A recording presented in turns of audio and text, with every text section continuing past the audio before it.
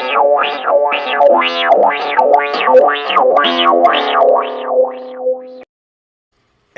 Erica was the only one dancing to the little countdown song.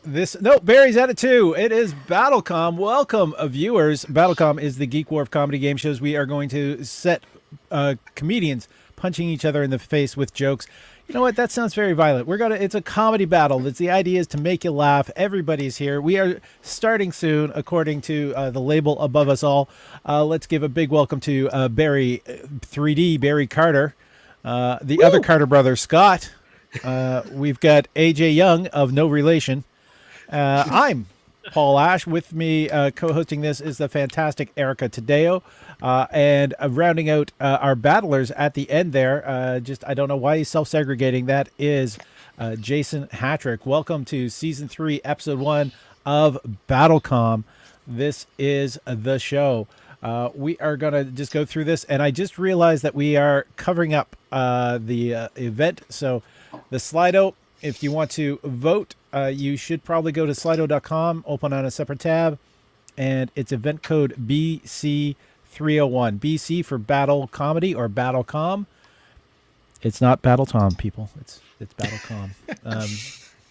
There's been complaints about the logo. I don't know if we should get it fixed, but we will do our best.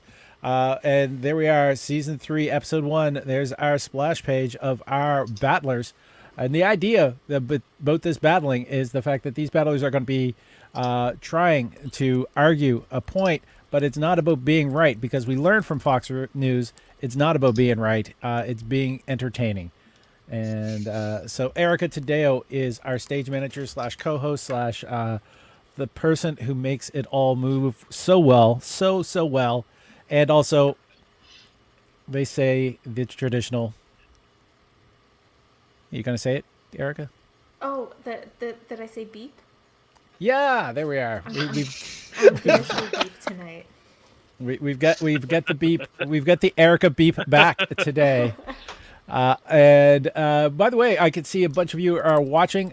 Please, hey. All right, yeah, there we go. Roshan, wait, so this isn't Battle Tom. No, it's not. It's BattleCOM. That might explain why you're having trouble finding it on Facebook.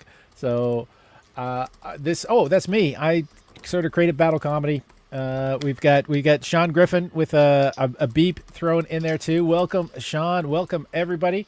Now, this is a sneak peek of our battlefields that we're going to be seeing in today's show. Our battlefields today. Let's move it back to that. I kind of like this new view, but it's who wore it better. We've got that as a battlefield. We've got the king of all media. King is capitalized. I don't know if that's a hint that anyone is picking up on. No, I don't think it's in reference to a certain shock jock. Yeah, but have you played the show? It's not as clever as I thought it might sound. But that is it. And we also have the audience game, where this is a chance for you to show you're funny. We're going to show a mashup, and then you as the audience, you can mull it over, and then after we've got the two semis for the first round done, you'll be able to put in your title for the mashup that we are about to put on screen. And then the battlers will be the people who will vote on that. I feel like I'm doing all the talking. Is everybody good? So this is our first mashup. I'm hearing music, which I didn't think I was playing, but it does seem appropriate for the picture. So there we go. That's the first mashup. Drinking it in. For those who are confused by the reference, it's Marvel superheroes and the Peanuts.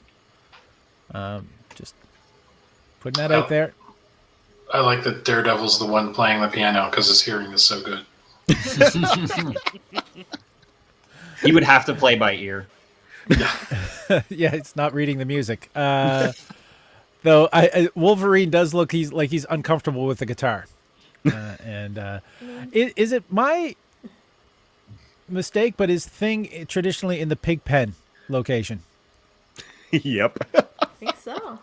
So instead of being all surrounded by a cloud of dirt, he is a pile of.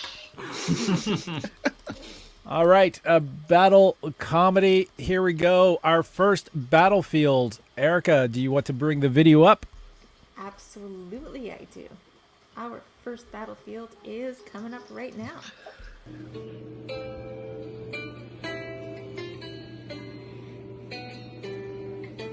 Good day to you, strangers. Join me and my friends Rusty and Jerome as we sit by the fire and listen to Greensleeves. What's this? You have a battle to wage and require a cause to fight for? I know not of such things, but I'll do my best to help. Greensleeves. Ah, that's it. Who wore the Greensleeves the best?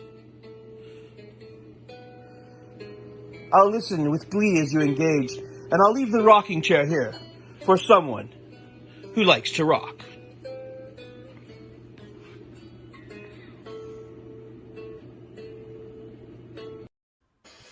All right, our first battler coming to the screen is AJ Young, and he'll, with his choice of Robin Hood, very classic, facing off against Jason Hatrick, who will be the first to go. Jason Hatrick with his choice of Kermit the Frog. Jason, this is the positive round where you get to be positive about your choice and let us know why you think Kermit the Frog is the one who wore the color green best.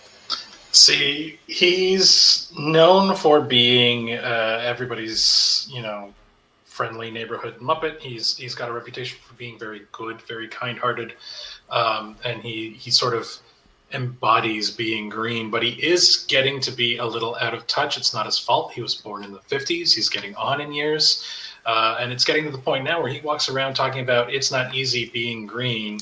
And then the Gen Z Muppets are like, yeah, I know it's not easy being green, but fucking compost your leftovers and rinse and recycle a can every now and then, because some of us would like to have a bog to grow up in. Boom. AJ, positive about your choice of Robin Hood. So I picked Robin Hood because it's currently 2021. And I think it's really important that we re-emphasize a hero that insists on absolutely draining money from the rich and repurposing it to the poor. Robin Hood is a classic hero that fits way better as a modern hero. So that's what I'm all about, this whole argument. Boom. All right. Just a reminder to the audience, you're not voting for who's right. You're voting for who's most entertaining. And the polls are open. To get to the polls, you go to slido.com, and the event code is BC301. This is BattleCOM Season 3, Episode 1. Votes have started coming in. We've got a lot of watchers out there, so let's see this horse race go. It's not about being right. It's about being entertaining. Who made you chuckle the most is who you're voting for. I'm very excited for all my arguments to just be totally to the point. To the point. I appreciate your optimism that you think you're going to get the chance to make more arguments. Yeah, I know, right? All right. For those of you who are watching, if you find any of the performers are throwing out too much facts and not enough funny, there is this phrase you can type in chat saying facts aren't jokes. And also, I can see that there's a lot of people watching beyond the regulars. If you just found out about this show, feel free to message us, let us know where you found out about the show, and tell us where you're watching from. Yeah, post in the comments. We're super happy you're here. This was great. Jason, I love how you tried to viciously put down AJ without ruining the calm tone of your voice. You were just like, what's up, AJ? I will destroy you. Thanks, guys. That's my favorite part of doing these with Jason. It is a bit of an ego boost when Paul announces, AJ, you're going up against Jason, and AJ immediately goes, fuck. Yeah. All right. Tim Rocliffe was our BattleCOM fanatic who sent us in the video with the question. So hello to Tim. Welcome. Hope Great that you're video, going to enjoy the Appreciate show. It was a great video. It felt like a mashup of Skyrim and the the friendly The giant. friendly giant, yeah. Real friendly giant reference in there that I was wondering if anyone other than me was going to get. Oh, L. Stotch is saying, Erica, your dulcet tones are a little too dulcet. Volume up, please.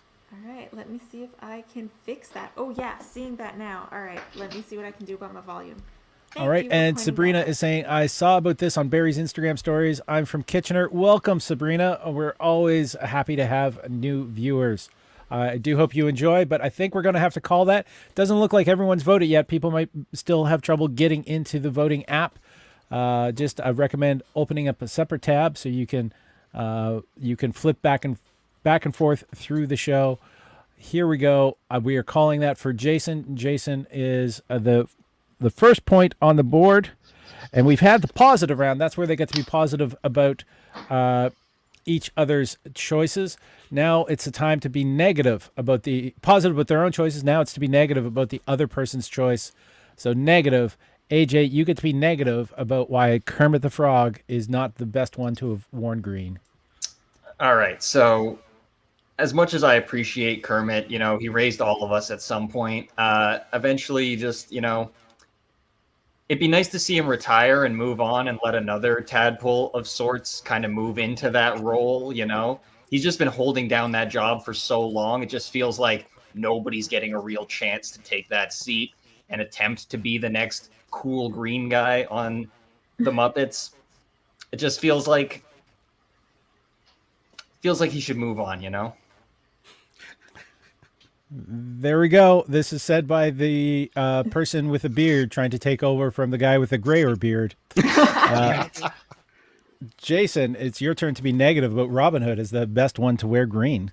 I mean, you said he's like a hero for the modern age, but he walks around with a bow and arrow. Like, what kind of modern day hero on Disney Plus at Christmas time goes around with a bow and arrow getting... Like, that's from a bygone era. You wouldn't see that today. That's ridiculous. You need more pizzazz than that. Web shooters, something. I don't know. Vote. Get your votes up there. The voting is open. So you can go to slido.com. The event code is BC301. The vote that is open. There we are. We saw the points coming in for Jason. Just trying to check. How do I vote for Jason here? You go to slido.com, use event code BC301, and right now there's only one voting thing open, which people are clicking Jason on it pretty steadily. I always keep it open in another tab so that I can vote for my opponent to save them the embarrassment of a shutout. Thank you for that one vote, then. I appreciate it. Actually, that one was not me. You got somebody else's vote. I assume. Well, yeah, I'm surprised that there aren't more people who are impressed that AJ basically brought up Kermit the Frog retire pitch. Like, he's been around. You said it. He's been around since the 50s. Leslie is there. We got a scream for Bernie. This is not for America's Bernie, but it's for the Chill Cat who made an appearance. And Sean Griffin also understood that reference. So there we go. And we had a couple more votes in. I think we can call it at this point. Erica, you want to give us a count? Sure. So from 3, 2, 1, beep. And Beep. that goes to Jason. That goes to Jason. Thanks Jason, for slowing it down so I had a chance. I wasn't sure if I was supposed to count down from 5 or from 3, so I just kind of did a really slow 3. Also wanted to build up the anticipation since I hadn't said beep in like 2 months. You're welcome, audience. True. Welcome back. Welcome back. I also want to state for the record that my giddy excitement was not for impending victory, but for hearing the beep. I was looking forward to the beep. You can have both. And talking about it's for both, I think that's for the Bernie reference is for both Bernies. So we are moving on to the second battle of the first battlefield round, and it is bring it into the stream. Scott Carter with his choice of the Riddler, facing off against Barry Carter. So this is the Battle of the Carters. with the Green Power Ranger, and I didn't know specifically which one you meant. And so I sort of... I'm guessing OG. OG. Okay, we got the OG. That means you are going first, Barry. Barry, it is your positive round. Positive about why the Green Power Ranger is the best one to have worn green. Very simple. He sings. He has a flute. He's got a big robot that looks like Godzilla, and he's got martial arts, and he's got a theme song. Who doesn't want to have their own theme song wherever you go?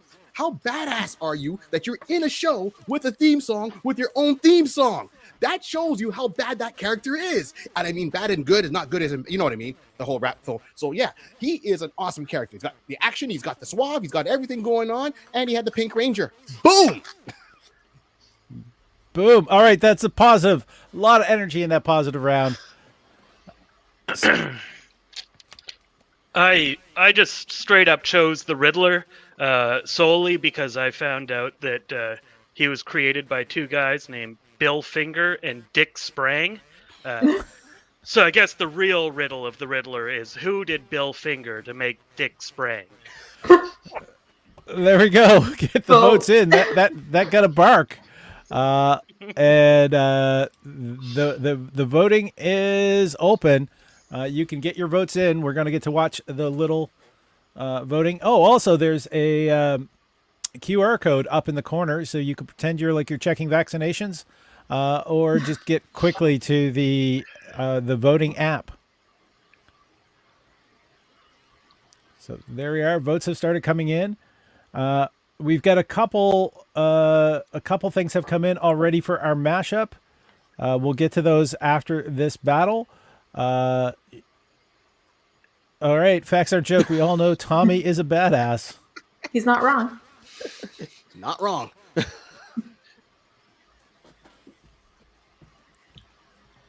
Keep getting your votes in. So yeah, keep sending us ideas for the mashup. Also, if you have any suggestions for who you think is the coolest character to have worn green, feel free to post those in the comments, and we'll get to them at the end of the round. And I think we can give this a countdown, Erica. All right, so from 5, 4, 3, 2, 1. Are you ready? Beep. And that one goes to Scott. That goes to Scott. Scott has won the positive round. It's time for the negative round. So, Barry, you get to be negative about the choice of the Riddler. It's the Riddler. He walks around with a question mark and a hat and a cane, and he doesn't even know who he is. So how could he make riddles about something he doesn't even know, but where he's going and where he's coming from? He's like what do you call it? A comedian that's trying to be existential and philosophical at the same time and funny, but just not hitting the mark. Give him a beard and a plaid jacket. All right, that's the negative round. I'm not sure if that was negative on the English language, but Scott, you get to be negative with the Green Power Ranger. Allow me to be philosophical about this. I don't know much about the Green Power Ranger, but you were straight up bragging that he is a famous flautist. And he wasn't even in Jethro Tull. Like, that is the lamest thing you could possibly be. Boom. All right. The voting is open. Let's see. This is the negative round. You can go to, remember, you're voting for who's most entertaining, not who's right. It's always about who's most entertaining. It's so rare to hear someone say flautist. It always gets me. Oh, look, did you see that? We just had an exchange of power there. That was very fun. You know who would have enjoyed that exchange of power is probably a flautist. Yes. A flautist, And he used to possibly. say that word. Yeah, maybe a flautist like James Galway or Emmanuel Pahoud. I had to look up who famous flautists are for that one. So You Googled famous flautists. yes, for sure. I actually dated a flautist, but Robert Klein, in his response to George Carlin in the 7 words that you can say but sound like you shouldn't, flautist was one of the words that he used. Was it next to pianist? I think Guam. But, there we go. Scott says a flautist a surprising amount. Be glad he's not saying flatuist. Flatuist. That's a different instrument to play. I think we can probably give this a countdown. Erica? All right, so get your votes in because we are counting down in 3, 2, 1. Beep.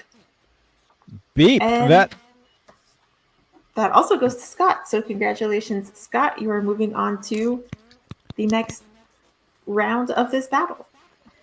And there we go. Leslie, flatulence. Yes. And it is time now to go over the if Erica, if you want to be mentioning the mashup with people. You mean this mashup? Right. Oh, let me just remove that vote banner. So this is our mashup, and here are, so far we've only received 2 suggestions. Please feel free to, if you have any more that you'd like to suggest. So we've got this one from Ruroshin suggesting the MCCU, the Marvel Christmas and Hanukkah universe. I feel like whenever it's got the CH, you really need to try and like, I didn't get it, but I'm going to work on, Hanukkah.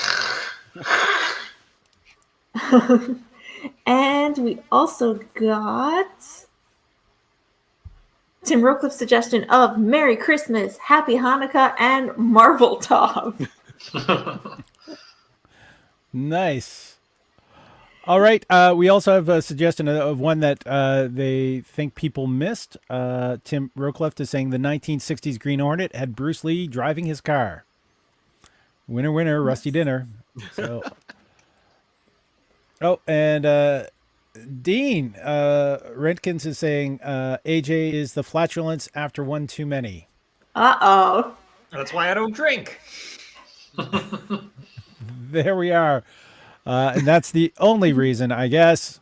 We are now going to be facing off our two semifinal champions for the first Battlefield were Jason Hatrick with his choice of Kermit the Frog, and he's going to be facing off against Scott Carter and with his choice of the Riddler. So, Jason, you go first on the positive round. Positive about your choice. I'm trying to stay positive, but I've got a little negativity bounding around in the back of my head because I actually thought about doing a lot of these in a Kermit the Frog voice, but when I tried it out, my wife said, your Kermit the Frog impression sounds like he's got 2 hands shoved all the way up his ass. So I elected not to. Scott! The nasty visual has happened. Is it that nasty? The Riddler is just essentially the Zodiac killer. He just sends puzzles to the authorities, daring them to catch him. He took a stupid symbol to represent himself. The police were never smart enough to solve his puzzles, and both the Riddle and Zodiac are Jim Carrey. Vote! Get your votes in! Nope. Sorry, I clicked on the wrong thing. Get your votes in. Slido.com. Event code BattleCOM BC301. Votes are coming in. If there's any character known for wearing green that you think they missed that is better than the choices that have been selected, you can put those in the comments. We've got our regulars are chatting in, but there seems to be a lot of new people watching as well. So please feel free to tell us where you're watching from. We'd like to welcome you like we welcomed. Where did the message go? I don't know, Paul. Where did the message go? What did you do to it? Sabrina. There we go. All right. I think we can probably give this the long count, Erica. All right. So from 5, 4, 3, 2, 1. Oh, that was interesting. Anyway, beep. Jason did climb a little bit, but not enough. That point goes to Scott. Jason, you get to go first on the negative round. Negative about the Riddler. I was going to make a Jim Carrey reference in my negative round about how it's not even Jim Carrey's best green character because he played the Grinch. But Scott kind of stepped on that a little bit by invoking Jim Carrey ahead of time, which he's probably going to win this round, and it's just as well because all I had left was an extremely filthy joke about green ham and eggs, and we don't need to go there. So. Oh, what a way to tease the audience, saying keep him around for one more round, one more battle. Scott, it's your turn to be negative about Kermit the Frog. Kermit That's the best one wearing green. He isn't even my favorite Kermit that's notable for being green. I prefer Kermit Roosevelt, who of course is green because he has been dead since 1940. Vote. Let's see your votes. The poll is open.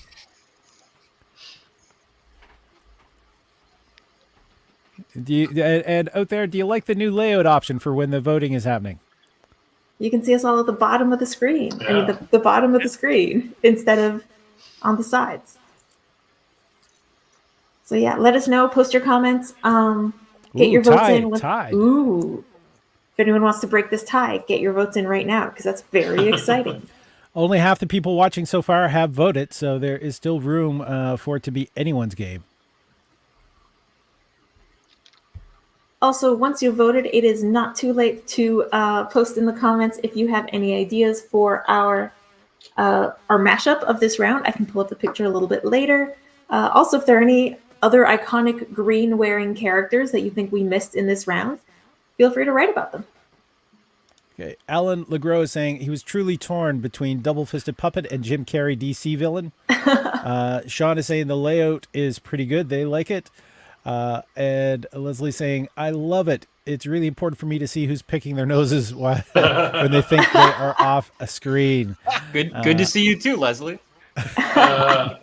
Interesting point from Alan Legros, but it occurs to me, from what I've heard, working for Warner Brothers feels a lot like being a double-fisted puppet. So, and let's get a count. Erica. I can say that because they'll never hire me. And he lost a vote for I that. actually asked Jason to say that right before Paul threw to me because it just seemed appropriate. Anyways, 5, 4, 3. I know. I personally would have preferred to not hear the words double-fisted puppet right before my name, but that's showbiz, baby. 3, 2, 1, and beep. And that is going to Jason. Some last-minute voting action has we got Jason a point. That means we are going to go to a free-for-all round. Now, the positive round is where they get to be positive about their choice. The negative round, they are negative about their opponent's choice. Right now, it's a free-for-all. So they have the choice of being positive, being negative, a roast attack upon their opponent, non-physical, or just be entertaining, because that is the goal of the show. Scott, you get to go first on the free-for-all round. Oh, I wish we were doing this in person so I could have just double-fisted Jason. All right, Jason. First of all, if you're that eager to do that, I will buy you a train ticket. Second of all, I love how you're throwing Jim Carrey under the bus for being the Zodiac Killer while you're on cam with that beard in that windowless basement with no art on the walls. You clearly know the Zodiac Killer. You know him, but nobody believes you would be him because, he was very, very smart. Oh! Vote, I guess. This is why I love when it gets to the personal dig round. Scott and I have known each other almost 10 years now. We're allowed to go there. Yeah, it's been a while. Yeah. And by go there, Jason means something very specific. Yeah. Go there to double fist. Yeah, it involves my hands like this. Yeah, let me know how to send something to your undisclosed location, and I'll be sure to get that ticket to you. Sean Griffin is mentioning Barry's giggling is contagious. And always a charming battler. Thank you. Thank you. All right, so get your votes in for this last round. Ooh, All right. Jason, we have a request to hear your Kermit impression. Yeah, we'll see if it gets close enough that I feel like I need your vote. Ow! Oh, Damn. Change your votes, everybody. yeah. This is It's a tricky balancing act of like, giving Benjamin what he's asking for, but also protecting everyone else from how bad my impression is. So I understand losing Benjamin's vote, but maybe everyone else will vote for me for sparing them. all right. Scott has got a resurgence happening. Oh, Scott has just taken over. You might need to use the voice, Jason. Leslie's also saying, listen, Jason, who do you think lives in Toronto with a windowed basement? Did she use a word that's bigger than my vocabulary, Larry, at the end of that, too? Yes. Let's see if I can do the Kermit voice now. Then I guess I have to. You painted it into that listen, corner. Listen, doctor. I understand that I am a man of a certain age and I would need regular prostate exams, but there has to be an easier way to check my lymph nodes. That was actually a lot better than you set it up to be. That was not terrible. It was pretty. Jason, may I just suggest that since your wife hates it so much, you should do it a lot more often and at very unexpected moments. Least expected. All right. Wow. That has managed to take that. Benjamin is saying, I'm an American. My vote counts, sort of. Well, it counts here. That's one of the things. Leslie's giving us here, but yes. we're gonna have to send it off to the college first.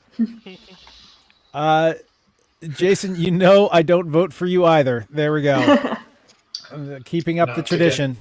To get Sean's vote, I have to do a Darren Hangwood impression, not a Kermit. So let's get a short count on that, Erica.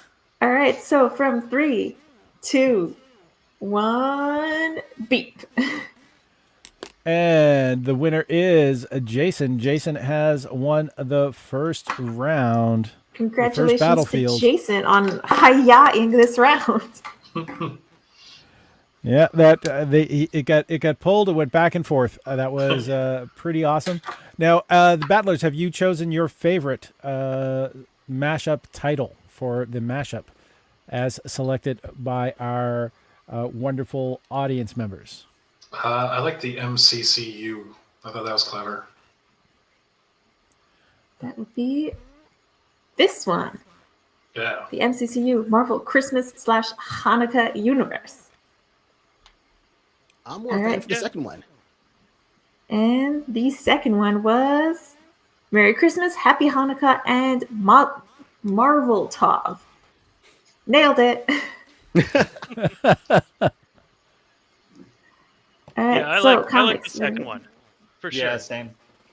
All right, so that one goes to Tim Rowcliffe. Congratulations, Tim. You have not only given us an awesome intro video for this round, but you also won the mashup for this round. Yay, good job, Tim. Before we get to the next round, is now a bad time for me to point out to Jason that Kermit does not wear green, he just is green? Like, what he's wearing is his skin, Jason. The negative round is over. Nobody pointed it out, all right? There is the wonderful meme about St. Patty's Day when the cockroach comes up, gives him a pinch. He says, "What's that for?" He says, "You're not wearing green on St. Patty's Day." He says, "But I am green." "Yeah, you're not wearing any clothes either. That's a problem." So there we go. We've got Roshan with congrats to Tim Rowcliffe with his choice. And let's see where. Oh, and Sean Griffin saying, if we're all wearing our feet shoes.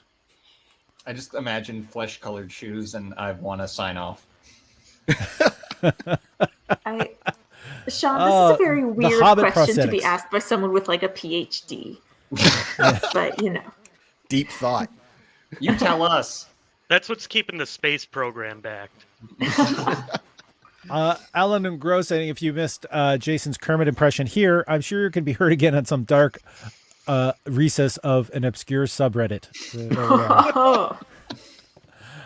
Let's move on. Name the mashup. This is our next mashup for round 2, Battlefield 2. It is in reference to Home Alone as well as Die Hard, the original.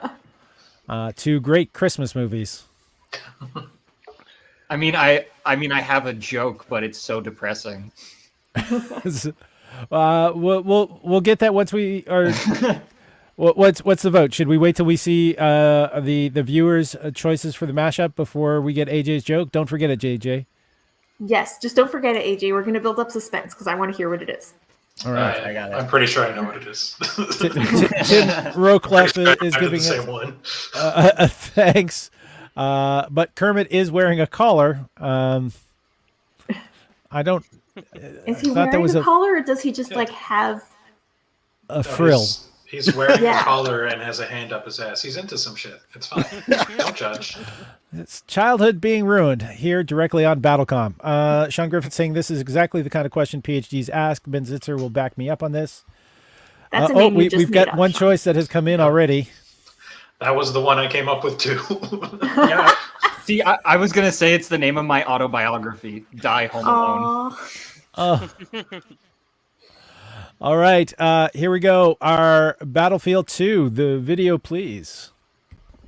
Hey, it's Zeus here from Ryan's All Things Geek on Facebook. You can check me out on RatGTV every Saturday at 6 p.m. Eastern Time on Facebook, YouTube. We're all over the place. And you can also join us this New Year's Eve for Zeus's virtual New Year's Eve party. Yeah, it's going to be a good time. We got comedians, we got singers, we got dancers. We got it all. Just come on down and check it out on Ryan's All Things Geek this New Year's Eve starting at 10 p.m. I have a question for you. What is the greatest adaptation of any of Stephen King's work? Boom. What is the greatest adaptation of any Stephen King's work? Any of Stephen King's works? First, we're mentioning is Jason Hatrick with his choice, The Secret Window, or Secret Window, not The Secret Window, with the film version starring Johnny Depp, facing off against Barry Carter and The Running Man. So two films with very different tones. Barry, you get to go first on the positive round. The positive round. Very simple. The Running Man was taken, but not only was it a movie and Stephen King and it got the nation to enjoy what crazy things can be happening overseas with their game shows. You had to go in there and do the dance of The Running Man by MC Hammer if you wanted to get a discount ticket in parachute pants. For me, it's a win-win. All right. Jason. Sorry, Erica, that was my fault. I will. Hang on, my computer is doing a thing. Okay, I'll do the thing. Sorry. The thing is done. Jason, your positive round. It occurred to me I hadn't seen any adaptations of any Stephen King work except for Secret Window, in which I only saw one scene of Johnny Depp backing a car out of a driveway. And I saw that scene about 34 times because they filmed it across the street from the house I grew up in. And that's how many takes it took for him to drive out of the driveway without driving over the front yard, or a fire hydrant got dinged at one point. The fire department had to come. He almost ran over a camera person at one point. That guy cannot drive is the point I'm laboring towards. Yeah, that's he's expensive to have in movies because of his salary, but also because he wrecks shit. There we are. Get your votes in. So the voting is open. We can get your votes. It was nice to know that you live in a nice enough neighborhood that Johnny Depp will film a movie there. Right? Or you grew up, sorry.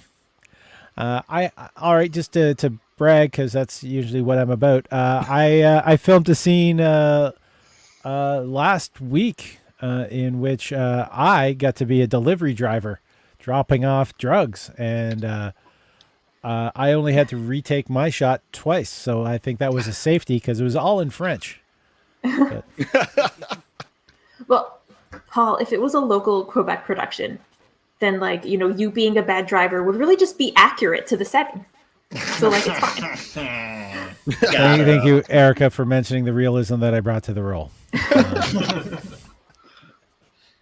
That and potholes. There we are. Okay, we about 2/3 of the people have voted at this point in time. Not quite 2/3 of the people. Get your votes in. I think we will be doing. We do have one of the mashup titles have come through. Another one is Yippee Ki-Yay, you filthy animal. That's good. That is good. Yeah. Yeah, Leslie had an addendum to her Die Alone. It's too real though. Leslie, right there with you. Dean, are you sure that was just a scene, Paul? Yeah. Well, the fact that I had to deliver the drugs and then grab them again and deliver them a second time to the same person, why they said the exact same lines to me in French, I'm hoping it was. Either that or it's entrapment. It's a role, officer. We're making a movie. Sean Griffin, bad Quebec driver is redundant. You know what? I'm not from Quebec. I think Montreal drivers are some of the best in the world. The people that mess it up are the people who don't understand there's a rhythm. It's a dance to drive in Quebec. Some people just can't dance. Alan LeGros, I'm voting for Barry because I've noticed an underlining theme as Running Man has a line in which a character is said to have had a battery shoved up his ass. Well, Yes! There we go. Welcome to the fisting episode of BattleCom. Benjamin night, Zitzer everybody. saying, I used my PhD to try to figure out the best way to use leprechauns to power death rays, and I see nothing wrong with that. What does PhD stand Just for? don't in that succied. particular Don't succeed. Is it a full moon? What is? Oh, sorry, that's not. Someone's gonna make a butt joke out of that. Which that someone double was fist you, the Erica. moon. All right, let's give this a count, Erica. All right, so from 5, 4, 3, Thank you. 2, 1, beep, and that one goes to Barry. That goes to Barry. Barry's got the first point. That means that Jason is going to be first on the negative round, getting to be negative about the Running Man. Again, I have only seen that one scene of Secret Window. I don't know anything about the Running Man. It looks from the picture like it's got Arnold in it when Arnold was still relevant. So that's exciting. All I know is that if I had to do the Kermit the Frog voice, I think Barry should have to do the Running Man. I know you're already wearing parachute pants under the camera. Just do it. Get up and do the Running Man. I had to do the voice. You do the dance. Okay, the gauntlet has been thrown, but you have to be negative about Secret Window. Okay, so I've seen there's a theme going on here. So first of all, Jason, you're turning around and you're talking in your last round about double fisting, and now you're talking about Secret Window. So it seems like there's some kind of sexual thing going on here, and I just want to let you know, this is BattleCom. You're on the wrong show. You should have been on The Love Doctor. And on that note, there goes my screen. Oh no! Oh, you're in the undisclosed location. He's the Zodiac Killer. No, that's an even creepier spot. All right. You know what? Oh That's a no, pretty he's good got running. it. That's a pretty All good right. running. Oh, yeah, there we go. Oh, and he rotated. The voting is open. The voting is open. The can't gauntlet touch has I can't touch that. thrown. All right, this is the way to get votes. Cardio. That's why I'm the moderator. And Sean Griffin is piping up. You can't take it back, Erica. Somebody make the butt joke. I think Erica did. Alan LeGros, Barry for the wind. Wind, not win. The wind. Not the wind. He did the Running Man like the wind. We've already covered the flatulist angle of the show. All right, if you haven't voted yet, get your votes in. We want to see who will win, even though, let's be honest, it'll probably be Barry. He did the Running Man. Yeah, I think we can go for the short. Most people watching have voted at this point. right. Give us a short count. So from 3, 2, last chance to vote for Jason. 1, beep. And that round, positive and negative round, have gone to Barry. Congratulations, Barry. That was my favorite countdown of the night. Last chance to vote for Jason. 14 of you all at once in the next half second to change the outcome. All right. So let's move on. We have our next battlers. So while Paul is lining those up, just a reminder, this is our mashup for this round. Feel free to come up with a title or a fun joke about this mashup, post it in the comments, and we'll be choosing the best one a little later in this round. Back to you, Paul. We do have an important question to get to. Is Erica running for Congress? I think somebody has seen the color of the balloons behind you. Should I? There's a lot of people you won't do worse than. I think you would be very competent. I think there might be a nationality then I definitely issue. shouldn't. All right. We have our next set of battlers. It's going to be AJ Young with his choice of Misery. I'd vote Beep. There we go. So you could, take over Julie Louis-Dreyfus's TV show. It's going to be called Beep. I love it. Good. That joke was just for Erica. I'm glad that she was the only one that laughed. Someone pitch Beep to HBO. All right. So AJ Young with his choice of Misery against Dolores Claiborne with Scott Carter. I don't know why that took a double click to come in, but there it was. Could be the creepy photo of Scott. Bates. Yeah, it's a Kathy Bates doubleheader. The last two Stephen King choices had very different tones in their movies. Both of these ones are fairly intense. So AJ was brought to the screen first. That means Scott Carter goes first on the positive round. Positive about your choice. All right, it's a bait-off right now between me and AJ.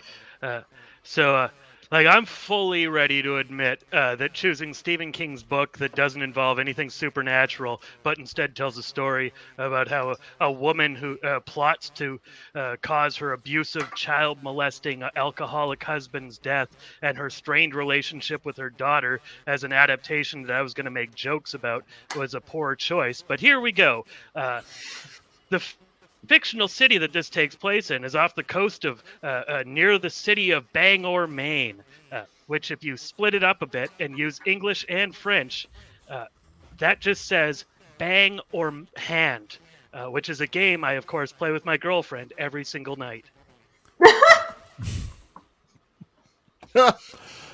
All right, Scott. AJ, it is your turn to be positive about your choice, Misery. Okay. Oh, gosh, I just realized what I just asked for. So,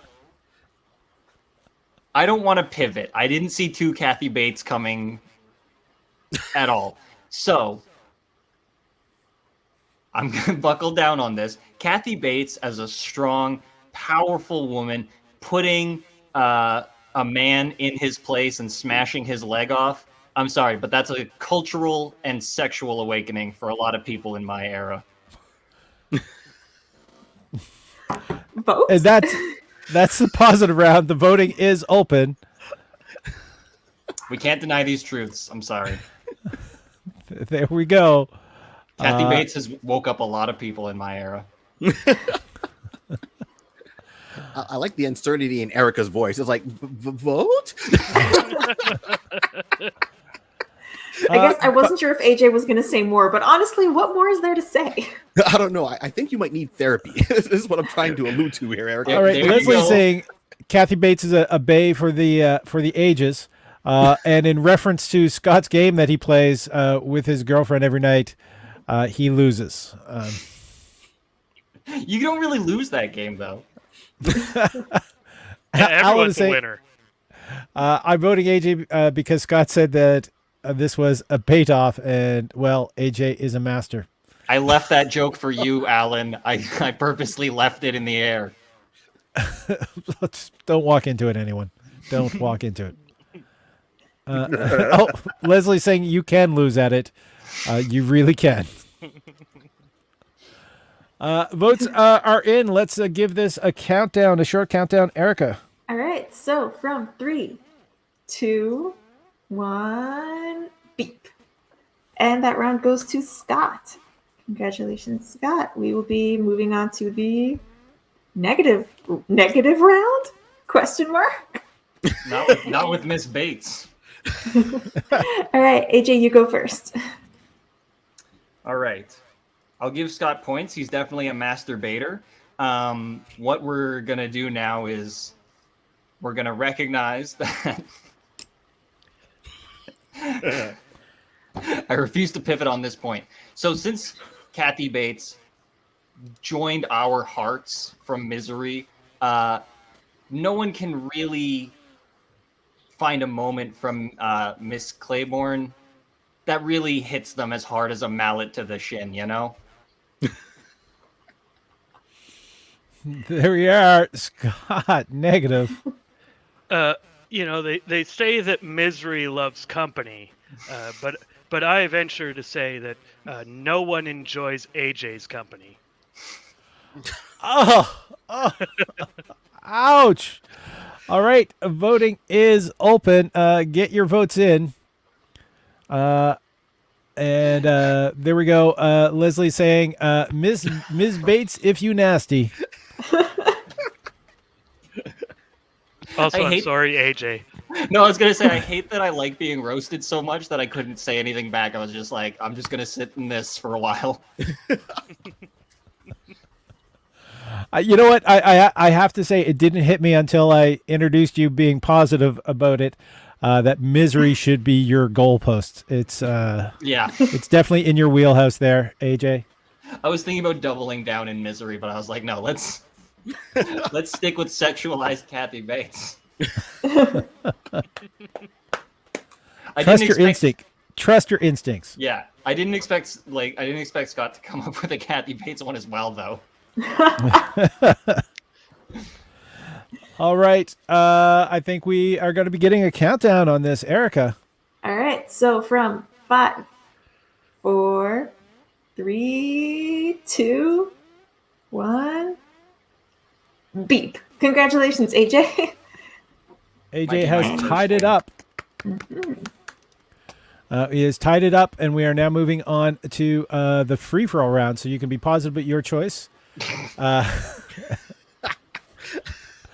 Negative about your opponent's choice, or did I do that? There we are. All right. No, I didn't do that. All right. Positive about your choice, negative about your opponent's choice, or just be entertaining, or a roast attack, which you've already hit on of your opponent. Listen, I don't want to get into context for why it's there, as it is very bleak. But in looking through the Wikipedia page on Dolores Claiborne, it linked to the Wikipedia page for hand job, which if you then text that link to your girlfriend, she will respond, "Ew, no." And that, my friends, is how you lose at bang or hand. Rules clarifications from Scott Carter. Is it enough? Let's see what AJ has on his free-for-all round. Okay. Let's just channel the love of Miss Bates. All right. So, my favorite part of Misery. See, the problem with Miss Claiborne, Dolores Claiborne, whatever. The problem is the only one time I watched it, I got so bored I jerked off anyway. So at least I won handy that night. Boom. Let's see if the confession can get the win. The voting is open. I'm sorry, even more bleak than why hand job is in Dolores Claiborne's Wikipedia page was that description by AJ. I know. Oh my God.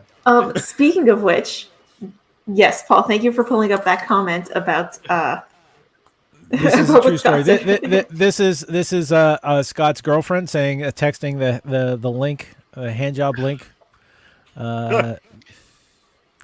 Yeah, facts, not jokes. Then yeah, she hit him with the facts aren't jokes, guys. And Roshan is going whelp. Even he felt that one. All right, strange fact. My ex-wife appears as an extra in Dolores Claiborne. It was filmed in Halifax. It's a great movie. And she's been missing ever since? Oh, interesting. Shh. She moved to England. Yeah, okay. that's it. During a pandemic. Fun fact. All right. Go ahead. Oh, I was just going to say, let's just get the countdown, but what's your comment, Jason? I was going to say the first weekend I ever went down to visit Katie, my now wife. We were lamenting the fact that it was just going to be a short weekend after just finding each other, and that we didn't have more time together. And then lying there in bed, she said, "Have you ever seen Misery?" And I rolled over and looked at the bedside table, and there was a hammer there on the bedside table because she'd just been hanging things, having moved recently. Yes, hanging. Anyway, we're married things. And we haven't seen Jason stand up, so he may have been hobbled. By the way, it's not a shin that gets broken. I believe it's an ankle. The ankle. Yeah. Yeah. Well, in the book, it's a fire axe and a blowtorch, so adaptation. Oh, no, yeah, adaptations. Sorry, don't get me on a wheel in time of time kick. This is we are on the time for the countdown, I believe. Yeah, most all votes are in. All right, so last chance to get your votes in from 3, 2, 1, beep.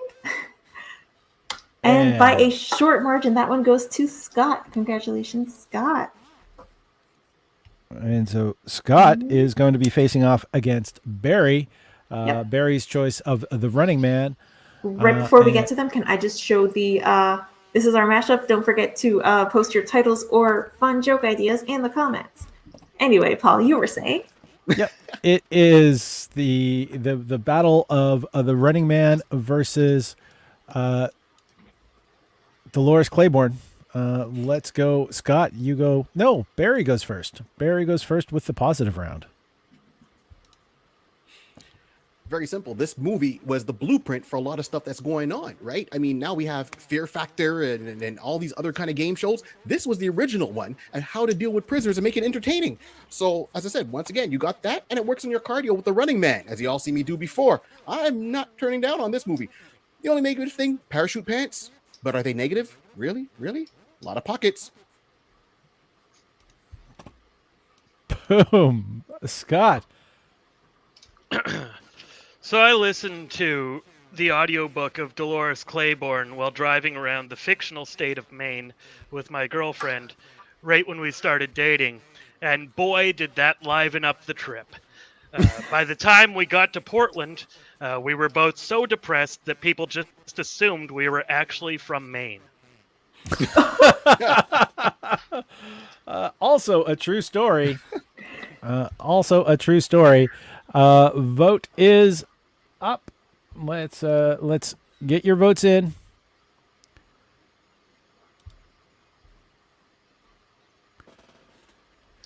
And don't forget to get in your choices for the mashup. I also want to encourage people to hit subscribe. If you're watching this for the first time, subscribe to the channel. We do these battles at least once a month. We're going to be putting more content out. So more on the geek news kind of nature, or at least geek opinions in the near future. And the voting was rapid there. We got right 2/3 of the votes are in.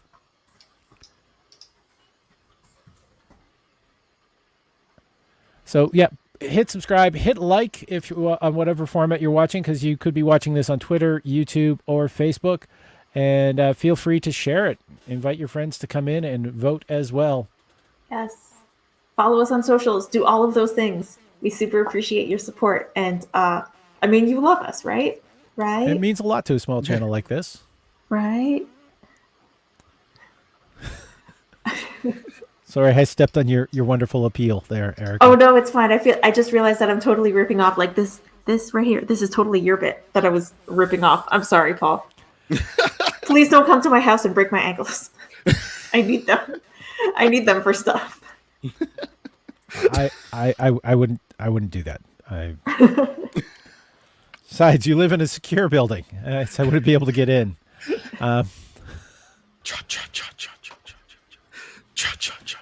Let's give this a count. All right. So from 5, 4, 3, 2, 1, beep. That round goes to Scott. Congratulations, Scott. Boom. That means, well, that was just the positive round. We're now on to the negative. So Barry, you get to be negative about Dolores Claiborne. Dolores Claiborne.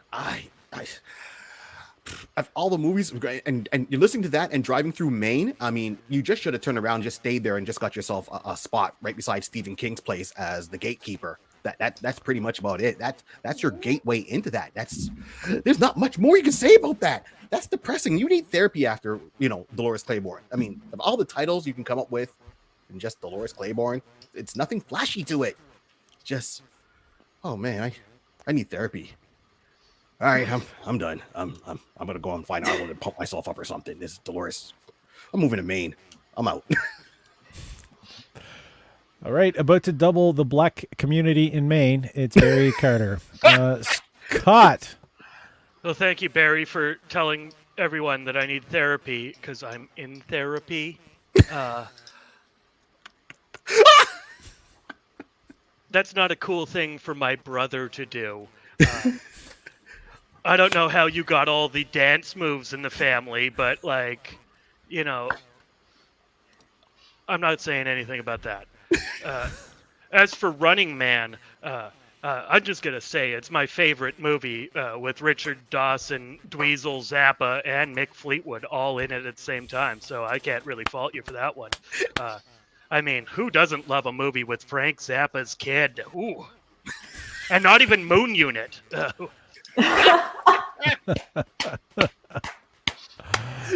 Boom. I believe that was a mic drop moment. We were looking for your votes.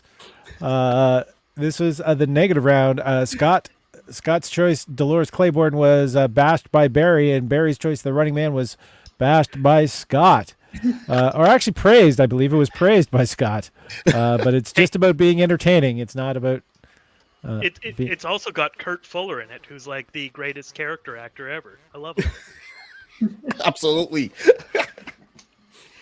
Tim Rockcliffe is saying drug delivery men can get into secure buildings. I don't know how you know that, Tim. Thanks for ruining my alibi. Leslie is saying puppy because there is a puppy on screen with Here, if AJ anyone Young, wants like who a is super muted. close up. Hi, Paul. Oh, that dog is so cute.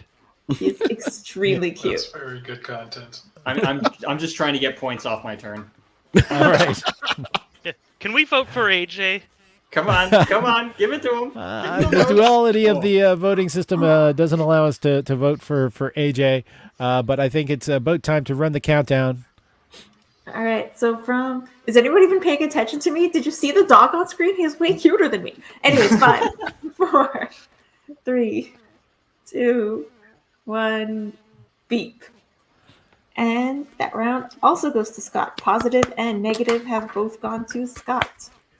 All right, so the winner of the round one was Jason Hatrick. A winner of Battlefield 2, is Scott Carter. And we are now going to be moving on. We got to choose a mashup. Yeah. What was the mashup? The mashup. Blah, blah. What was the mashup choice of all of you competitors? What was your favorite one? So just as a reminder, this is the image, and the 2 comments that we got were. We only got 2 comments on that. We only got 2. So if anyone else has any ideas, please feel free to suggest them. Hang on, I scrolled too far now. All right, so we had one was yippee-ki-yay, you filthy animal. And the other was die alone. There's another one. There's another one as well. Hans and Harv's very bad Christmas special. That's pretty good too. I like the filthy animal one. Yeah, that's what I'm going with too. Yeah, I wrote that one down before anyone submitted it, so I feel like I gotta vote for the one that I was gonna suggest. So congratulations to, I think it was Rurushen that suggested yippee-ki-yay, you filthy animal. Boom! Congrats, Rurushen. And we are moving along now. We have finished 2 battlefields. We got another one coming up. But we want to thank the people that I pay to keep us running, which is StreamYard. StreamYard is probably the best and easiest platform for streaming online. I know there's other things out there that are more powerful, but if you've got a slower computer such as I have, BattleCOM can work wonderfully on StreamYard. And also Slido. Slido is getting your chance to be heard with the voting system. We've included that both. And we got a well done Roshan, awesome, with a woo and a thanks Tim. So Tim being a fine competitor, congratulating the person who trounced him. And if you want to support this channel and this show, anything that is donated to the link tree in the next 24 hours will be split among all the performers you're seeing here. I've had people argue with me, and I just sent them the money anyways. So please donate to a link tree or the link tr.ee/Paul Ash. The first thing is buy me a drink.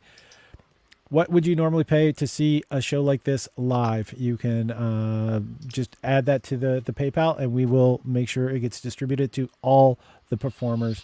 Thank you very much for supporting this show by watching it. If you can't financially support it, that's okay. Hit the like, hit subscribe, share, let people know about it. If you've had fun and enjoyed the show, tell people about it. If you haven't had fun, just shut up. We are entering Battlefield 3, and it is time now for Name the Mashup. This is our last Battlefield, so all of our battlers will be going through that, and then we have a bonus round. We're bringing back the old school bonus round. Name the Mashup. This is our... Oh, that was the mashup. Sorry, that's the one that Roshan won. We are going to go to Name the Mashup. This is the next mashup. For clarity, because I realize that is a little low res, that is Doctor Who and Whoville mashed together. So, since we've had Grinch references earlier, and it is sort of, we've had a holiday theme with our mashups tonight. Battlefield 3. Hey there, BattleCOM. It's friend of the show, Dr. Sean Griffin, coming to you with your next Battlefield. What's the best board game adapted or inspired by a TV show? Good luck, everyone. Even you, Jason. Cheers. Boom. He was kind enough to include Jason on that one. Yeah. I'll take it. Then Jason is actually going to be among our first 2 battlers. Jason, with his choice of Top Gun, will be facing off against Scott Carter with Trivial Pursuit Star Wars Episode 1 edition. There we go. That is the battlefield. I'm a little nervous. Scott, to the screen second means you go first on the positive round. Positive, but your choice. Episode 1 Star Wars Trivial Pursuit. So Trivial Pursuit is by far the best board game ever, and Star Wars Episode 1 is the best movie of all times. There's no contest there. In fact, I would say that there's no better way on earth to demonstrate to your friends and family that you have wasted your entire life than when you ask them, what Episode 1 creature is handled by a character played by Dan Madsen, the president of the Star Wars fan club, and then act a bit shocked and annoyed when they don't know the answer is a fucking Taddeo?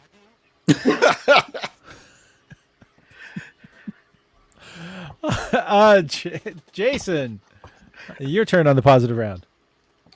I have the need for speed, specifically the need for that one friend whose job it is to read the rule book and explain the game to the rest of us so that we can all sit down and actually play it for 5 minutes. I need him to speed up and read faster so that we can get to the part where we're not all just standing around the table watching somebody read and we can actually play the game. That's what I want to do. Let's speed this up. Let's get moving. It's board game night. Let's do this. Vote.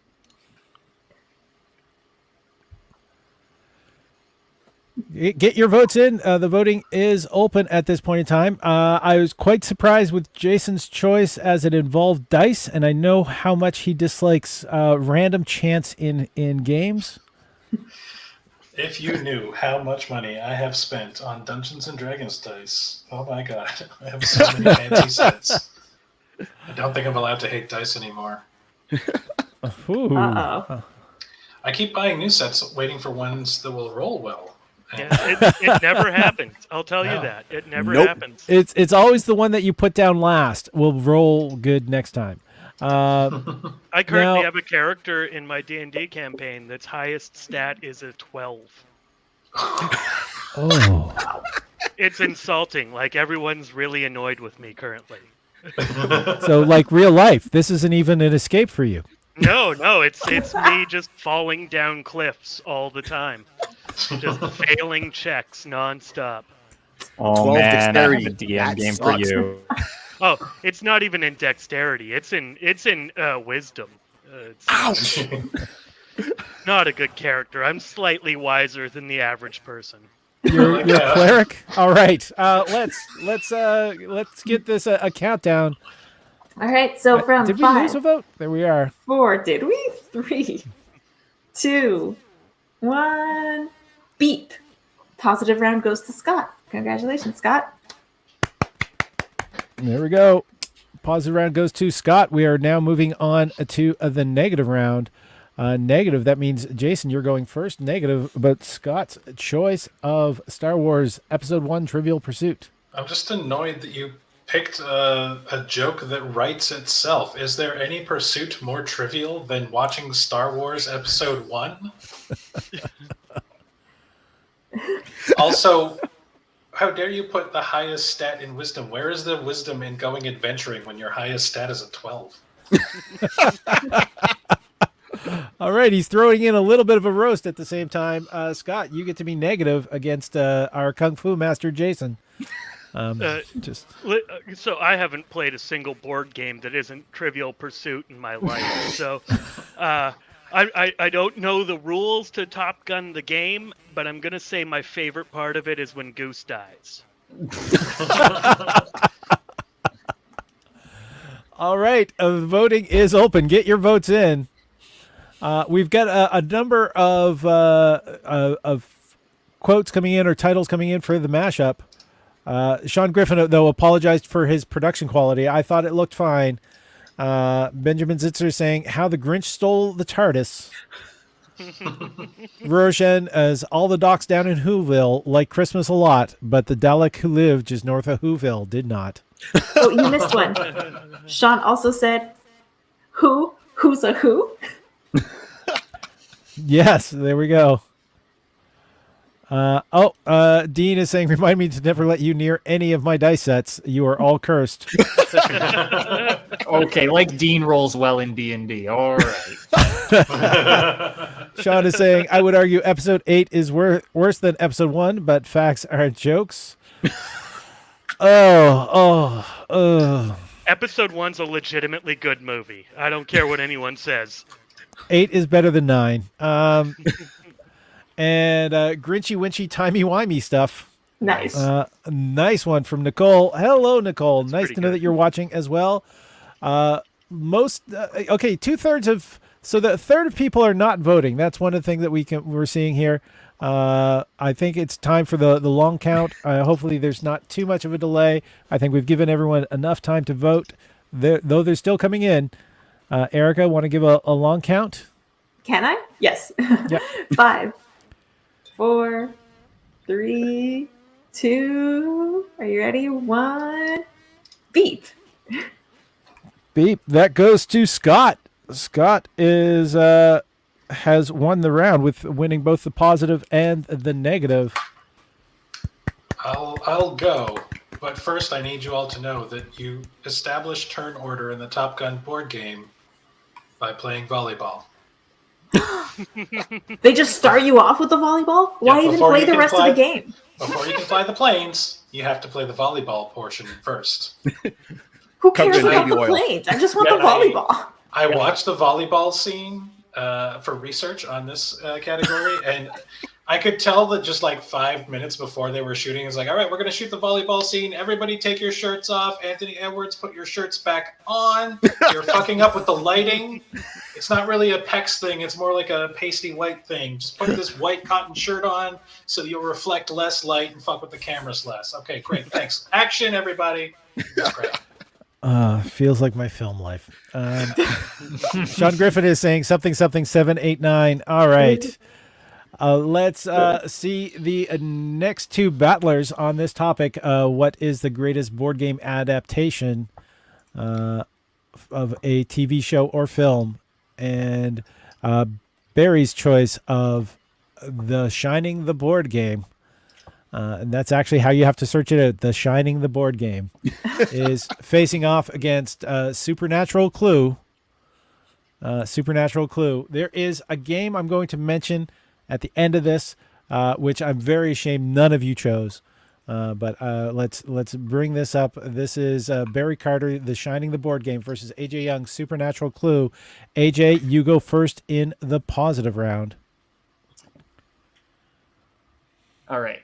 So for the most part, why would you play board games? So you get a TV show that you have some kind of enjoyment of, like Supernatural, and now you have an excuse to whip out that dusty old board game Clue, even if it's like the thinnest reason possible.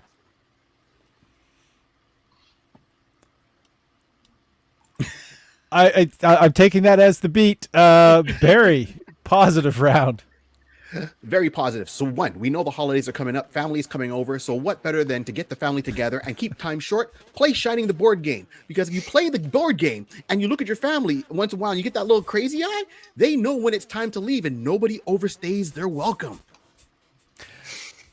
Boom. Let's see. The voting is open. Red room, red room, red room. It's nice how you painted the basement a red room, Barry. It's all suggestive. Whoa! Ooh, that was fun. Yeah, that was like a Tron race. Oh, none of them are turning corners though. Thank God. Keep getting your votes in so we can turn those corners, I guess. For those joining us late, you can vote by either scanning the QR code up in the corner or going to slido.com and using event code BC301 because this is Battle Comedy episode season 3 episode 1. Welcome to the new season, everybody. Yay. New season. Thank you, battlers, for participating in this new season as well. Yes, thank you, viewers, for tuning in. As usual, if you have any ideas for our mashup, post those in the comments once you're done voting. Also, once you're done voting, if you want to tell us about a pop culture adapted board game that you love, feel free to tell us in the comments. Oh, I'll tell you one. You kids want to buy some board games? That's true. Truthfully, what I was delivering was board games. All right, how are we doing on votes call? We're over 2/3 of the people have voted. I think we can probably give this a long count. All right, get your votes in now if you haven't yet. So from 5, 4, 3, 2, 1, beep. There we go. That goes to Barry. Barry has won the positive round against AJ. Let's face it, positive is not AJ's strength. No. So, AJ, you get to go first on the negative round. This is where you king. Sean Griffin has said, hey, you kids want to buy some death sticks? So negative on The Shining, the game. The Shining, the board game. Okay, first of all, already so many words, I'm out. Beyond that, out of all the games to be adapted or all the movies to be adapted to games, The Shining is very interesting an idea. I just wonder where are you going to keep the blood when not in the elevator? All right, it's a containment problem. Barry, you now get to be negative about Supernatural, a Canadian-filmed sci-fi masterpiece version of Clue. Supernatural. Okay. Supernatural. Let's go away. So do you get Sean's hair in the board game? No, you don't, right? Do you get Dean's chiseled looks in the board game? No, you don't. If they really wanted to make an accurate board game called Supernatural, they should have put and especially being from Canada, it should have given you a Tim Hortons gift card, and it should have had a Ouija board inside of it, and they should have packaged all that up. But since they didn't do that, they failed. They missed the mark. They've totally gone off. The best thing this game can do is maybe one guy shows up in the boys and the next guy becomes Texas Walker Ranger. It should have been called the spin-off of the spin-off. That's what the board game should have been instead of called Supernatural, because there's nothing super about it. I'm out. Voting is open. Oh, heavy diss, though. It's not Sean, it's Sam. It's Sam, not Sean. First of all, messing up Sam's name is entirely a better joke for Supernatural fans. And secondly, what a deep cut that that Supernatural had like 9 attempts at spin-offs. Oh, Roshan Ghosts do like their Tim Biebs. No. Oh no, it's happening. No. Is this a bad time to tell people to watch Ghosts this Thursday? This Thursday, watch Ghosts on Watch Ghosts this Thursday on Global. Is that the? It's a pretty good show. I like Ghosts. Is that the Heidi Foss episode? No, Heidi Foss episode happened about 3 episodes ago. Yeah, Okay. It was good. I liked Heidi Yep. in it. Yeah. I was watching What We Do in the Shadows and had 2 people I know pop up in back-to-back episodes. Is it because you're friends Yeah. with a lot of vampires? Is it because you know Chris Sandiford? That was one of them. Nora Hadidi shows up in one of the episodes as well. Oh, I wow. haven't seen that. All right, I gotta go watch all of the episodes so that I'm fully up to date for that one. That sounds really exciting. It's on season 3 now, isn't it? I Yeah, it's think 3. Season 2 just ended? No, season 3 is on right now. It's on right now. No, it's All on right. right now. So yeah.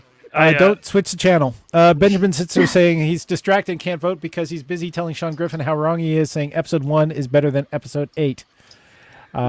And we also, Tim Rookcliffe has another mashup is in there. The happy part is, just like the TARDIS, bigger on the inside, the Grinch's heart is. I don't know if I should have done that in a Yoda voice, but I think we can give this a countdown. Erica. All right, last chance to get your votes in from 3, 2, 1, beep. And negative round goes to Barry. So you have won both the positive and the negative round. Congratulations. Thank you. There we go. Congratulations to both Jason and AJ. They'll be around for the bonus round at the end. But it is now time for the face-off between Scott Carter and Barry 3D with their choices of Supernatural, the board game, facing off against Trivial Pursuit, Star Wars Episode 1. Oh. Nope, those are wrong. That was wrong. You got Barry's was not Supernatural, the board game. No. Sorry, That's that's true. right. It was That The Shining, it's the board Shining, the board game. The Shining, the board game. I was Mark? hearing mine going up next, and I was like, oh wow, what a weird way to lose that round. See, Carter and Carter got to stick together at some points. I hear you. Damn right. Brothers for life. That's right. Hey, I've been to Bangor, Maine, so I feel you. All right. Nice. But did you go to Bob's Chili Challenge? All right, Sean Griffin is saying the taxation of trade routes is more interesting than rescuing space horses from a casino. Fight me. All right, Benjamin, Sean, remember you're both friends. Don't bring this to violence. We are starting off now with Scott Carter being positive about his choice.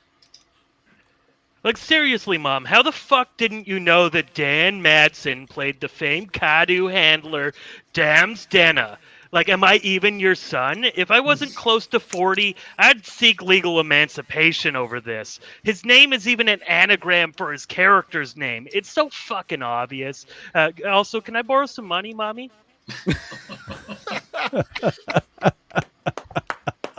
Sounded really real. So close to home.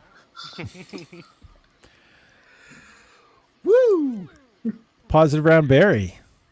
On the Shining, the board game, it's not so much what the game gives us; it's the possibilities of what things could have been. Once again, I was saying about spin-offs, and we all know Batman is coming out with Robert Pattinson. But the main guy, Jensen, did a Halloween costume dressed as Batman, and he was way better and should have had the role. Therefore, that would have been a positive spin-off from from the hold on, I'm on the wrong thing. I just hit me. I'm still had my old notes up. See, let's put it this way. The shining the board game, very simple. Don't take elevators. Watch out for blood. You can use ketchup and it doubles as a dip when you have fries. So yeah, that's what I'm going with on shining the board game. I love how that he actually covered when he himself was unsure.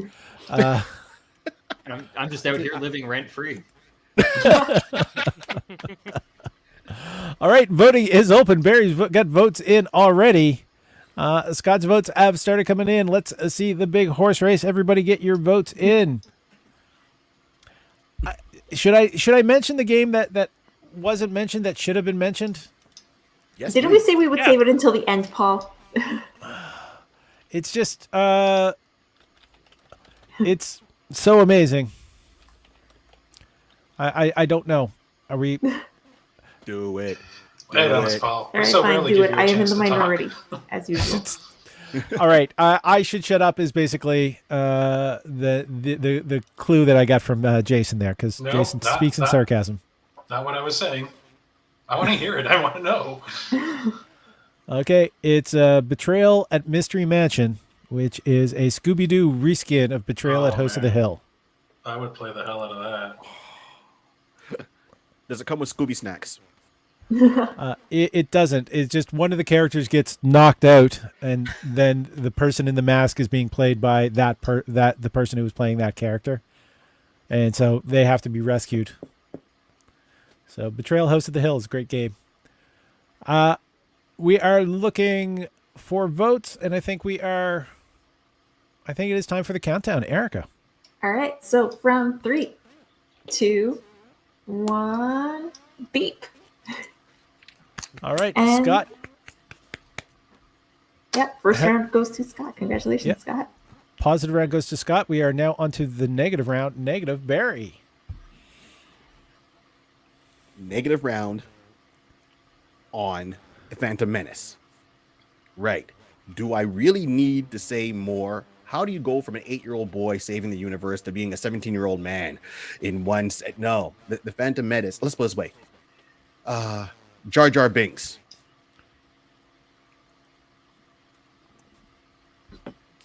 Yeah, I'm good. All right. Are you going to take that, Scott? Scott, you get to be negative now about the Shining the board game. Well, before I even get to the negativity, I will say that the Gungans died for our sins. They sacrificed themselves.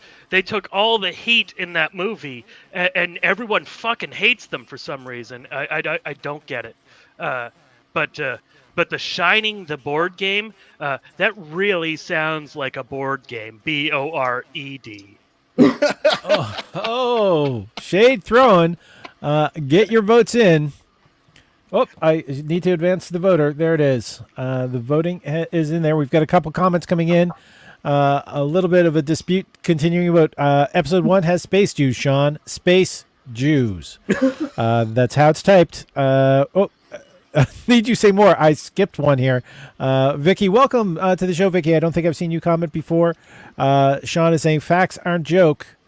Question mark? I think that I don't know if that was directed towards Barry or towards Benjamin Zitzer. Ruroshin is saying somewhere Ahmed Best suddenly very sad. Oh, poor dude. And about half the votes are in at this point in time. So please remember to vote. Going to Slido.com. The event code is BC301 because it's season 3, episode 1 of BattleCOM, Battle Comedy. If you're new to watching the show, make sure that you hit like and hit subscribe on YouTube. We need more subscribers so we can get a personalized, so we can just say, hey, youtube.com/BattleCOM so people can find us easy. Do that. Paul made it sound kind of sad, but also just like and subscribe because, we're super cool and we're glad that you're here and you want to be our friend. Like, why wouldn't you, Means it's so sorry, Sean. Oh no, Ben and I aren't friends anymore. No, say it isn't so. Listen, Sean's been to space, okay? He can alienate anyone he wants. Pun intended. Fair enough. When I first heard Jar Jar Binks, I had really hoped that it was like the Darth Vader situation where they just like took some other guy in a sound booth and put his voice over Jar Jar. So did the actor. The fact they made the actor do that the whole time, that's so heartbreaking. And that made me deeply uncomfortable. I'm not sure if it's Ben and Sean breaking up or no, it was the Jar Jar voice. Fault. It was definitely the Jar Jar voice. Okay, the Jar Jar voice. Yeah, I thought maybe they were talking about Bangor. I automatically tune it in, but I think we can get a countdown now because we actually have more votes than people watching at this point. All right, so from 3, 2, 1, beep, and that round goes to Scott. Positive and negative rounds have gone to Scott, which means that Scott has won 2 battlefields completely. So Jason Hatrick won our first battlefield. Scott won our second, and Scott won our third. So congratulations to all the battlers. Now we do have a bonus round. So we're going to cycle through all the battlers with that final question, which is the bonus round. but first... But first, yeah, just a second. Oops, I've lost some stuff. What is that mashup?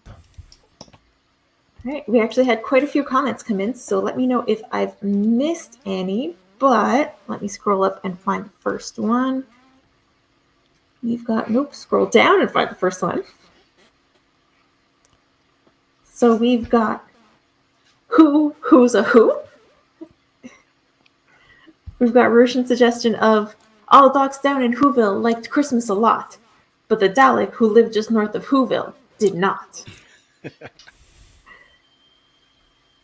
Very susical. We've got Grinchy, Winchy, Timey-wimey stuff. Solid effort. We've got the happy part is just like the TARDIS, bigger on the inside. The Grinch's heart is. Has Tim Rowcliffe already won one tonight, though? And that wasn't an Anapest tetrameter, so, I just can't take it. No, But it was sort of like if Yoda was trying to do Seuss. I do like that one a lot. I think Sean Griffin's Who's a Who has kind of like a Who Watches the Watchmen vibe to it, which gives it just a little bit of edge, which I like. I agree. So I like this is the Who's a Who. toughest. Oh, I think I missed one. Sean is actually saying... Did I mention how the Grinch stole the TARDIS? Because that's also one. Please excuse me if I forgot it earlier. It's because I there's a lot to go too through. fast because I'm just very athletic. I do want to mention Sean Griffin saying Tim Rowcliffe has a way with words. Not gonna lie. True. Now we need to repair the friendship though between Benjamin and Sean. Because Benjamin's saying, I'm going to drive to Madison, Wisconsin and shove a pod racer up Sean's thermal exhaust port. Tune in to the next BattleCOM to see it. Road trip. There we are. So, Battlers, what is your choice? I say Sean's. I gotta who- go with who's Tim a who? Rowcliffe's. Yeah. Oh, it's divided. Barry, what's your choice? Oh my God, it's the real long one there. Well, all the Who's down in Whoville. Yeah. Okay, That's Roshan. one. Okay, I think. Oh you might yeah, be- actually, I'm voting for that one too. That I like to mash up number 3. All right. Sorry, this answer. That is Roshan. Then Roshan got 2 votes. We're both Sean and Tim got 1. Congratulations, Roshan. Maybe next week we can get you to read one of next month we'll get you to read one of the battlefields, Roshan. At this point, I want to not only say thank you to Tina Spirals, who is That's at Tina Spirals on Twitter, who's modeling our BattleCom t-shirt, but is also a new mother. So she just gave birth about a month ago. So congratulations to her and her partner. Congratulations. Congratulations, Tina. and, Also, yeah. may I say, her baby is pretty damn cute, and no, I do not say that about all babies, so you know that it's true. There we go. Oh, and thanks, Battlers from Roshan. Feeling like a very neutral Alderaan. Tim has been blown out of the skies, apparently. Has his feelings in Alderaan places. I think this might be in reference to the pod racer comment. At least buy me dinner first. Sounds like the friendship is back. Roshan's giving a woo.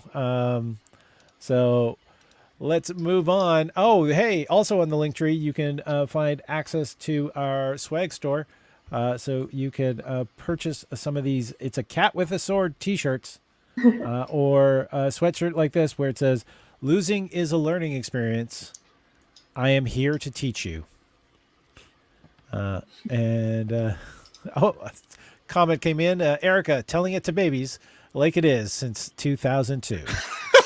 Facts aren't jokes. But that fact is pretty amusing. All right, so we had our winner for this mashup.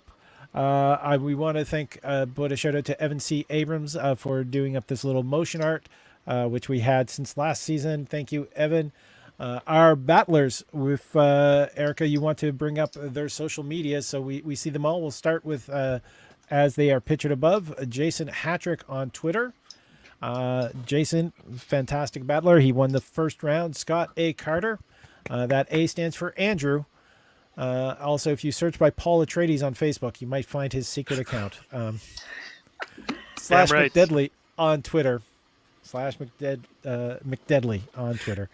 Also, I just thought you should know that you're also technically on Twitch right now. One of my buddies is on stream, and he's broadcasting this on his stream. Oh, nice. Nice. Nice, because I couldn't catch on Twitch, so but I didn't put the work on it. So thank your buddy for spreading the news, and hopefully people will go to the link tree and subscribe to the YouTube channel, or at least like the original video. And we also have Barry Carter at Barry3D.com, and also on most social medias he's Barry3D. So awesome. The Iconis podcast, The Touch of Grey. It's great. I was so loved doing that deep dive on Grimjack with Barry last week. Yeah, I'm pretty heavy on Grimjack. And of course, AJ Young, the irrepressible positive energy that is AJ Young, is at AJ Young on Instagram. Just also remember where Sunshine. Kathy Bates came from, people. Oh, Memphis, Tennessee? Yeah, that's my guy. It's also at Motive Lacking on Twitter. I think that is a great Twitter handle. And we have some comments have come up. Fair enough. This isn't over, Griffin. And Tim Rookloff saying, "Can I get a plug for Jigsaw Nerd on Twitch? Puzzling tomorrow." Oh, all right. Hey, Jigsaw Nerd, you'll be puzzling tomorrow. So look for Jigsaw Nerd on Twitch to follow Tim Rookloff. He'll be working on a puzzle tomorrow. And of course, Erica Taddeo is there. That is Erica_MTL on Instagram. And well, the link tree has all the links to all my socials, as well as the other shows that I have the pleasure of producing. And we've got the bonus round now, so we'll go in the order that they are in. So what is a Christmas special that hasn't happened yet that you wish would? Scott. I'm going with Debbie Does Christmas. Barry. Star Wars Christmas special. A proper one. AJ Young. 10 hours of Kathy Bates breaking your ankle set to fireside music. Oh, with or without screams? With or without screams? Make both of them. Take your pick. Director's cut. Just an extra audio layer. Okay. Jason. I mentioned Kermit is getting a little out of touch. I want an updated Muppet Christmas Carol so that when Michael Caine has his epiphany and says, looks through the window and says, "Wow, I pay Bob Cratchit such a small amount," there could be a millennial Muppet standing next to him that says, "That man owns a home and is raising a family on a single income."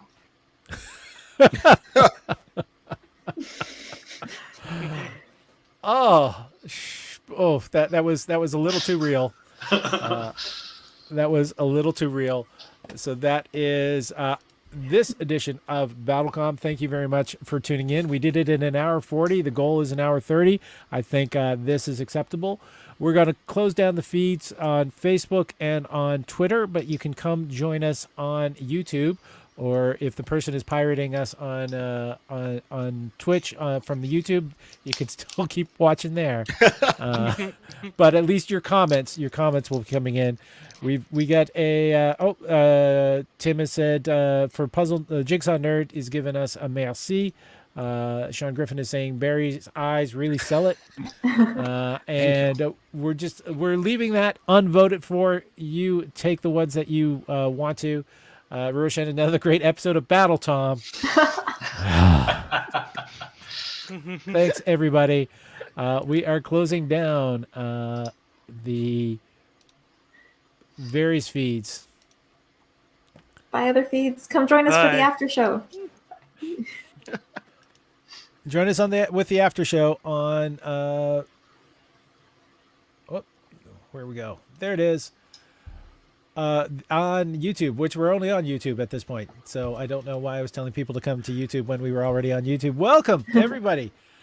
We didn't take a serious hit drop on the amount. There's still a fair number of people watching as we are on YouTube only at this point in time. I gotta say, you'll be right back. All right, Scott will be back. All right. Scott is abandoning us, so we'll see him later if we feel like it. If we feel like it. Anyways, Paul, what were you going to say before Scott abandoned us? I just kind of want to bring up the Scooby-Doo Betrayal at Mystery Mansion photos. Nice. Yeah, just to show people. So, Scooby-Doo Betrayal at Mystery Mansion. And it looks like the same house, actually, from Betrayal at House on the Hill. Which, there we go, and high-quality components. The Secrets of Survival, the rule book, the Monsters Tome. That's awesome. So, clue, item, and event.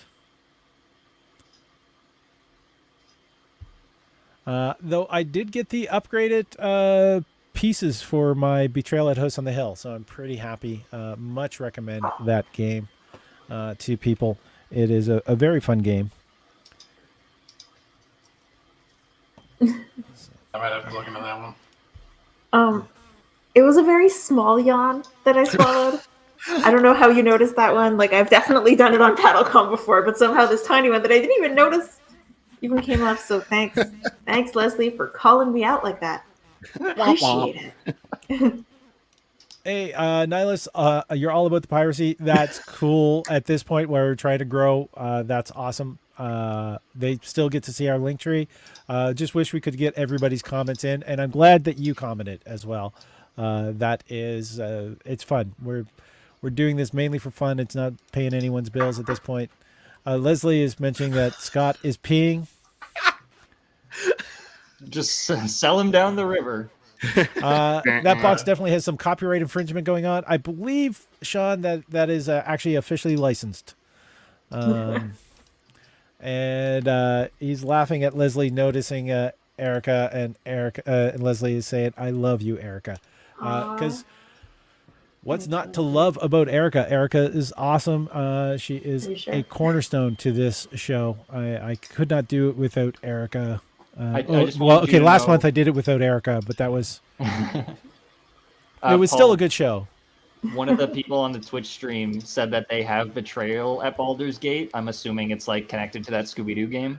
Yeah, it is. The original game was Betrayal at House of the Hill, and then they reskinned it for D&D, calling it Betrayal at Baldur's Gate. Okay. And then they've just come out recently with this Betrayal at a Mystery Mansion. What is it?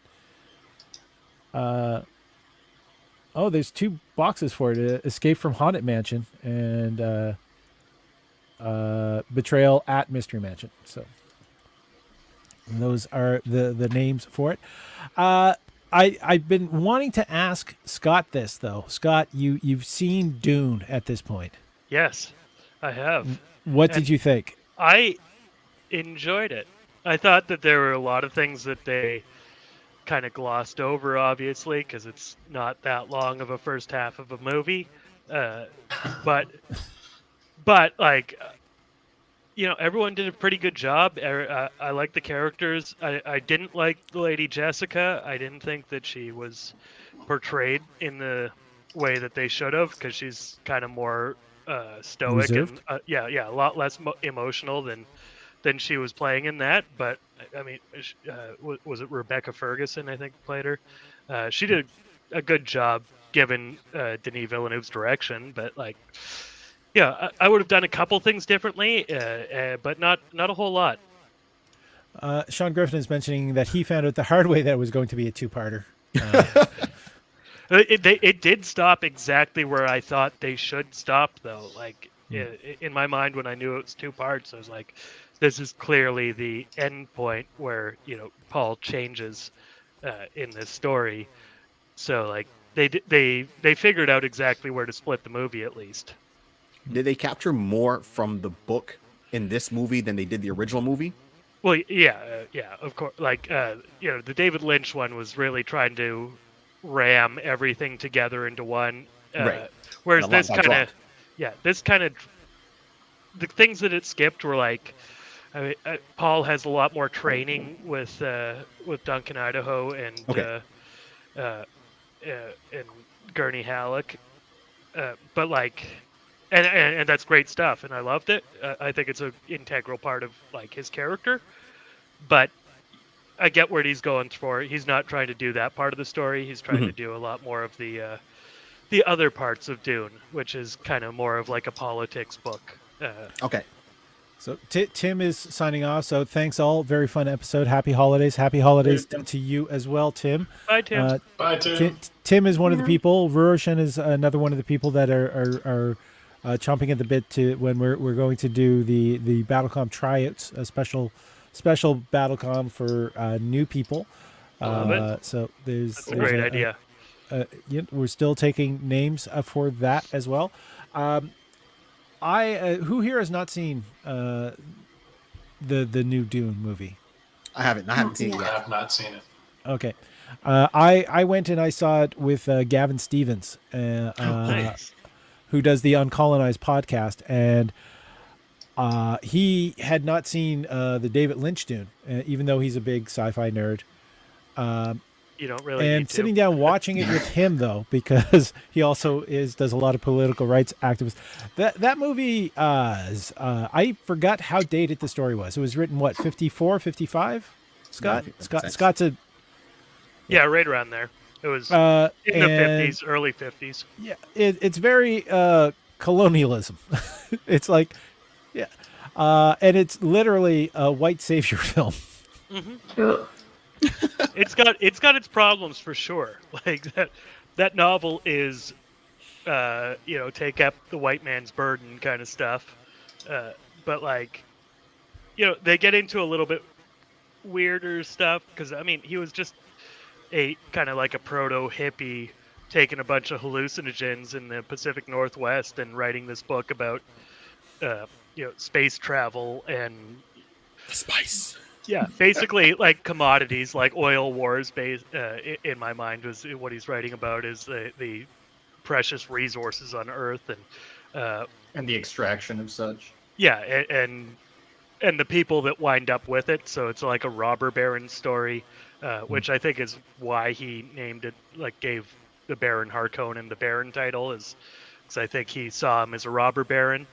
But like, yeah, to me, you look past the white savior, Native American stuff and indigenous people stuff, because it is very Pocahontas-y, and you kind of see more of the politics and resource war and other things like that kind of, and the silliness of religion at certain times, kind of stuff.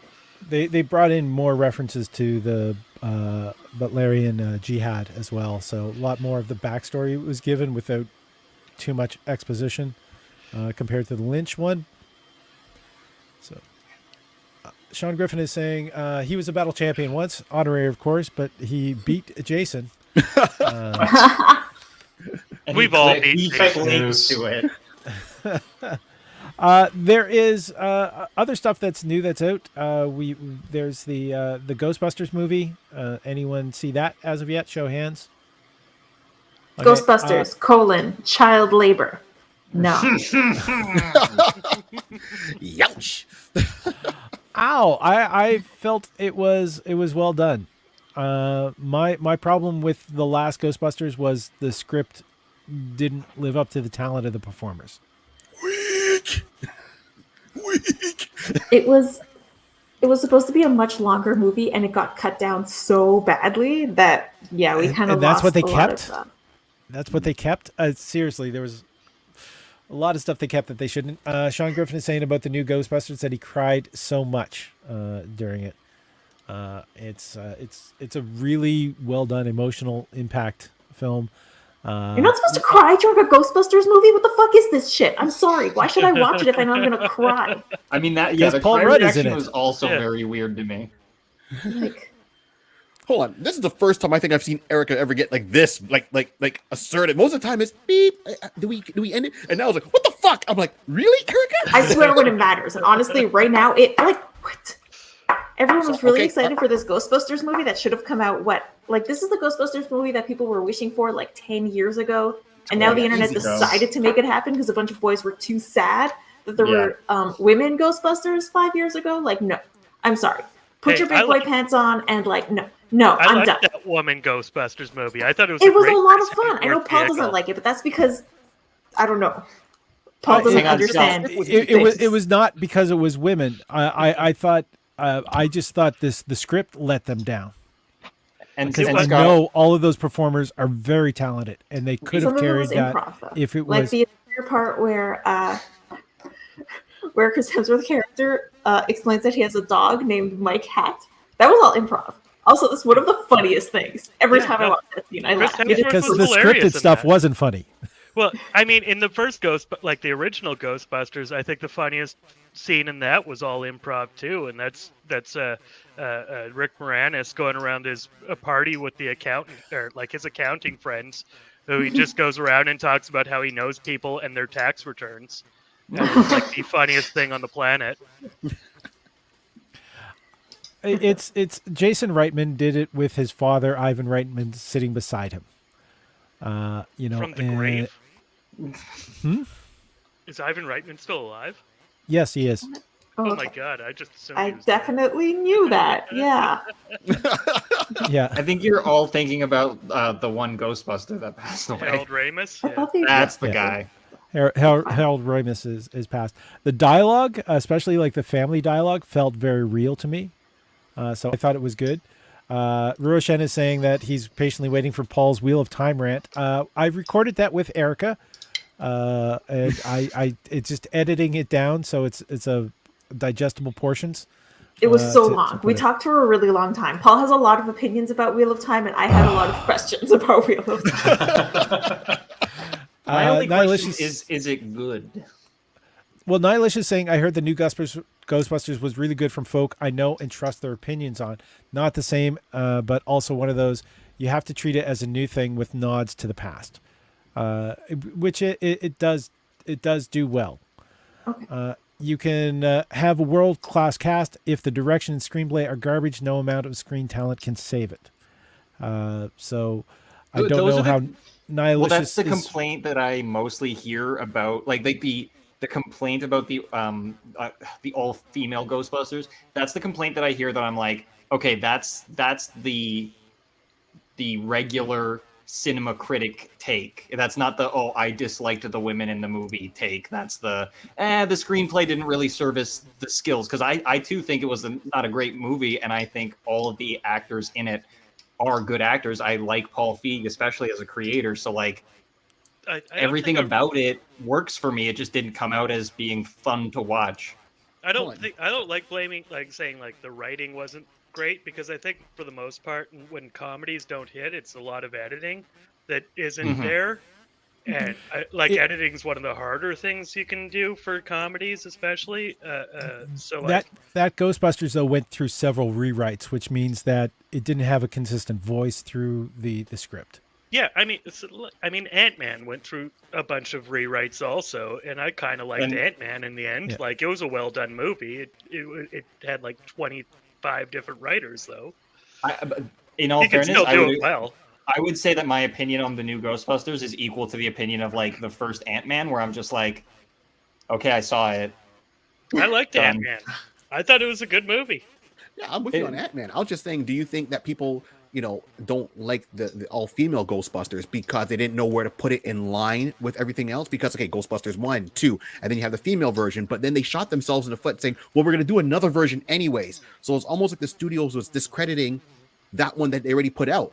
So they didn't give it a chance really to go, and then that confuses everybody, because everyone's like, well, it's a third one, or is it not a third one? Is it a parallel universe or not? And that's how they delivered it to the public, wasn't a clear message. So everyone was really confused. I think they also just shot themselves in the foot with it all the time by kowtowing to what the internet was saying. Yeah. Instead of promoting it properly. Scott is completely correct. Wait, this way. That's why I'm pretty sure the last Star Wars. I haven't even seen the last Star Wars film, but because I know it's a hodgepodge of like director ideas, internet ideas, just mashed together into this like gumbo of a film. Let's destroy what happened in 8. All right, But Leslie also, I have feelings about Star Wars Episode 8, and that's mostly that what's his name should have never been allowed to direct a Star Wars movie. Like, I thought they wanted to get good people who've made good movies directing Star Wars movies, but then they hired Colin, what's his name? Like Ryan Johnson. Ryan Johnson. Yeah, Ryan Johnson, the guy Brick was good. Brick. Knives Out was really good. No, Yeah, my biggest Knives problem Out. with Oh Star no, Wars- right! They fired Colin, what's his name, from Episode 9. Okay, But that sorry, I this is agree me with- getting no. things wrong. I agree with that hot take too, though. I don't know why anyone hires Colin Trevorrow for anything. Right? Like nothing. Book of Henry, weird movie. Yeah, but The even time with travel Star Wars, movie, like, but they shot complete themselves once mess. again in the foot.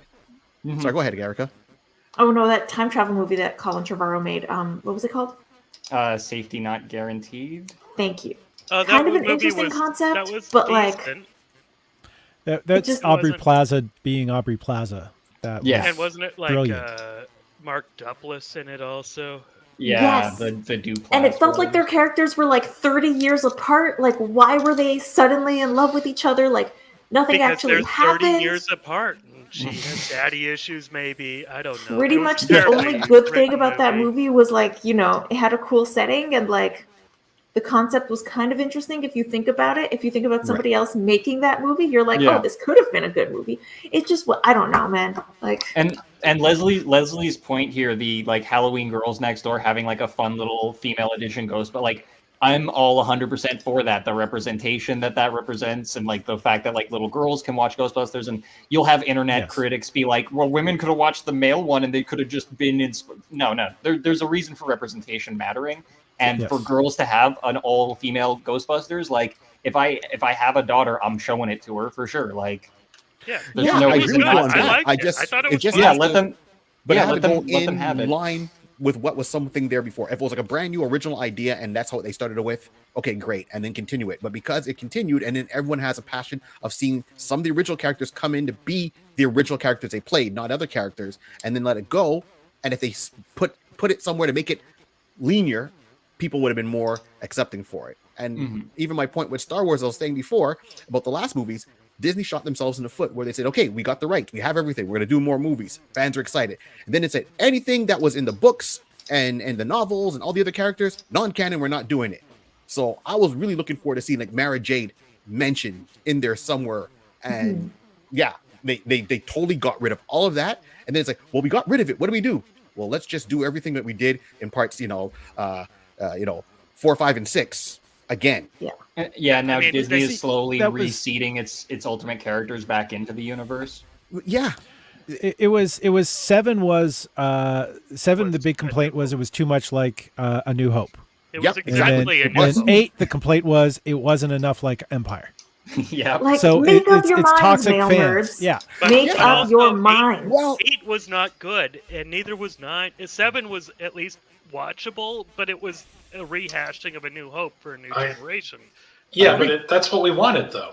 That's It what was we a wanted. no, It's a not wanted really. the nonsense feel. trilogy that doesn't need to exist. Like, at least 1, 2, and 3 were new ideas. They were garbage. They were so poorly executed, but at I still least like they 3. tried stuff. And I love Phantom Menace. I know it's a garbage movie, but I love it. I I'm like never gonna 3. stop loving it. Yeah, but I'm still really a stickler with they had all these characters over the years established in all the novels, and then all of a sudden they just erased them instead of trying to bring them in. And I think people would have loved, like as I said, I would have wanted to see Mara Jade, because Mara Jade and Luke Skywalker in there and showing how they went from her trying to kill him to them being together would have been a great story. Bring in the twins and the other one of the 3 kids of Han and Leia. That was so much. Even Dark Horse did a miniseries, called Dark Empire 2, which makes a lot more sense than these movies. Okay, before we move on too much further, there's a bunch of backload of comments that I want to go on to. Following the Halloween, the little girl next door had a bunch of friends over to watch Ghostbusters, the female edition, in Tent Backyard. It was adorable. Scott and I fog machined them and made spooky noises. They were not phased. Good. You didn't use were you vaping something and sending it their way? I didn't know that you had a fog machine. Listen, I work in a weed store, so I have a lot of that stuff. But I also have a fog machine because I work in a weed store. Nice. These are separate Priorities. fogs. All right. But Leslie was agreeing with Barry about the Star Wars, I believe. And Sean is saying, my main qualm with the Ghostbusters 2016 is that they leaned too hard into the slapstick funny rather than sarcastic funny. They also made Chris Hemsworth character about as smart as a rock, which I think was more of a commentary on how female characters are portrayed, personally. Which I liked. I thought that was Yeah. a smart move. Yeah, He I didn't had mind to do Chris that. Hemsworth.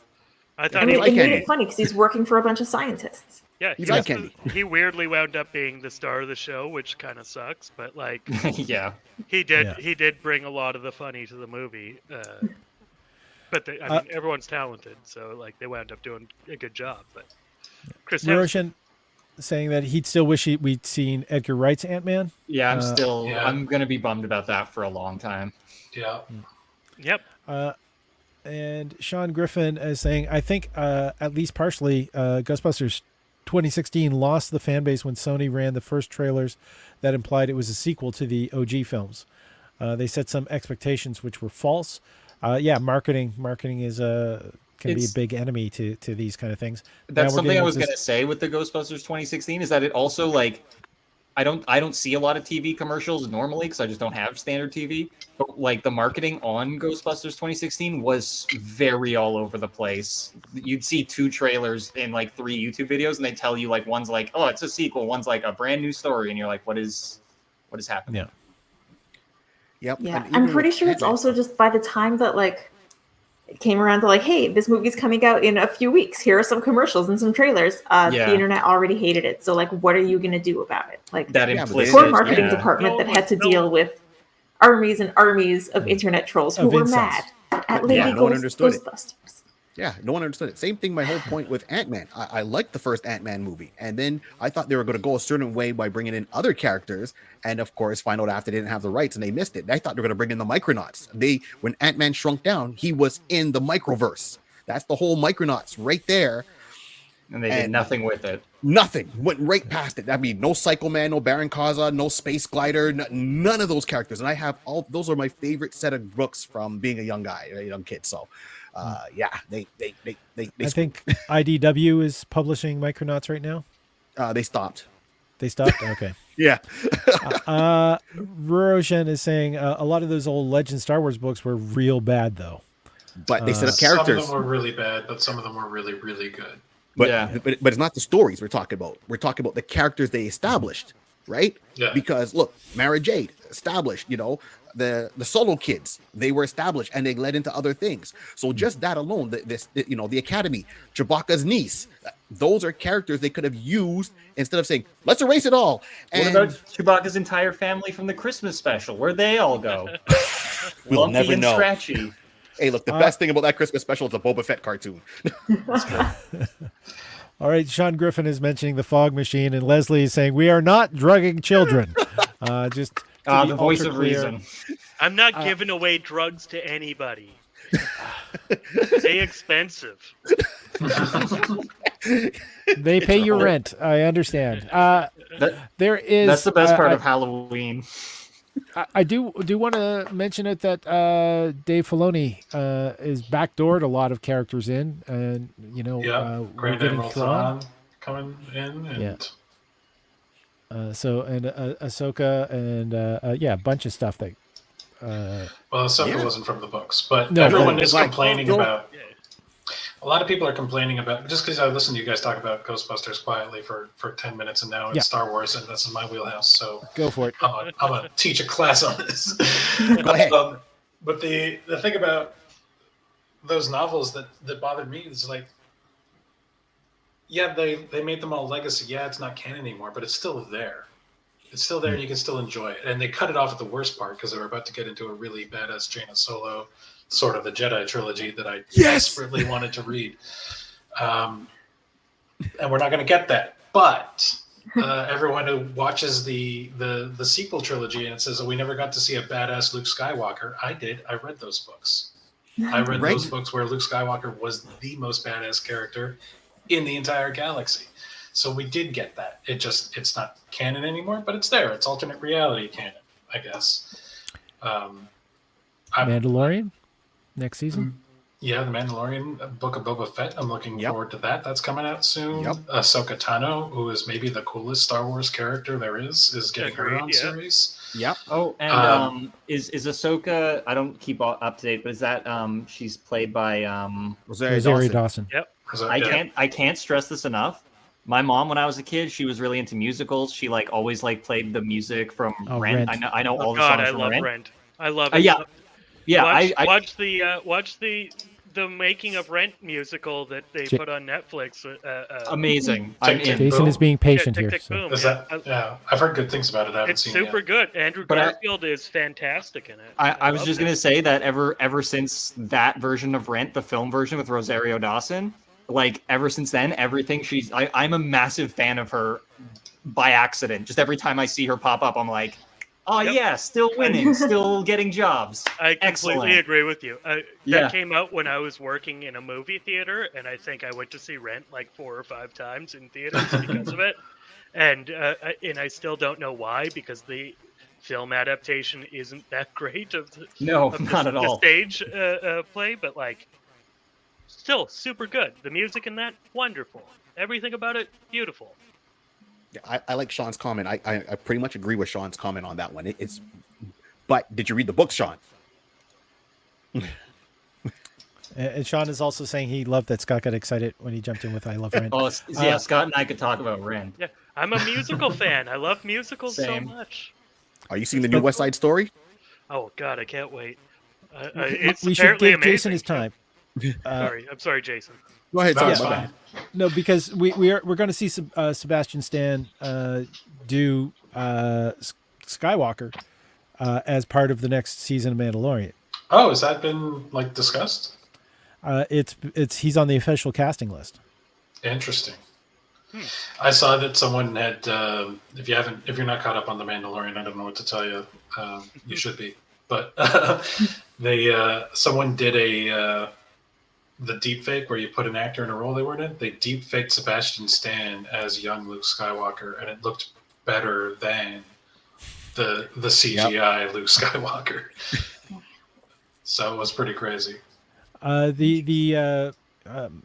Disney hired the guy that deep faked Sebastian Stan over the Skywalker guy that was deep faked to by he redid the last scene of The Mandalorian, and he did it better than the network did. So Yeah, that was pretty crazy. Yep. Roshan mentioned that Ahsoka is his favorite Star Wars character, not from the original trilogy. Scott, tell him about Andrew Garfield in that Rent Guy musical. But final notes, Jason, or? I was going to say, because you were talking about marketing can sometimes ruin a movie when you were talking about Ghostbusters, but I think that's one of the 17 different ways that they shot themselves in the foot with the Star Wars sequel trilogy. So they kept calling it the end of the Skywalker saga. And they kept referring to the whole thing as the Skywalker saga. So we're like, okay, so then Rey must be Luke's daughter. Maybe there's something going on there. There's this whole thing with Ben. I had this whole theory about where they were going with Kylo Ren that was, not to pat myself on the back, but much better than what they did with Kylo Ren. And we can get into that at some point if you want. But they kept calling it the Skywalker saga. And at the end, in the final penultimate scene, the ultimate scene of the whole thing of 9 movies, it came down to 2 Palpatines and 0 Skywalkers. There was exactly 1 member of the Skywalker lineage there, and they literally said, no, we don't want you, go away. And they threw him in a hole. And it's like, yeah, okay, I'm all for Rey having her moment or whatever, but you can't then pitch it as the Skywalker saga when the Skywalkers were irrelevant at the very end when it all came down to a head. Agreed. Well, it's sort of the end of the Skywalkers.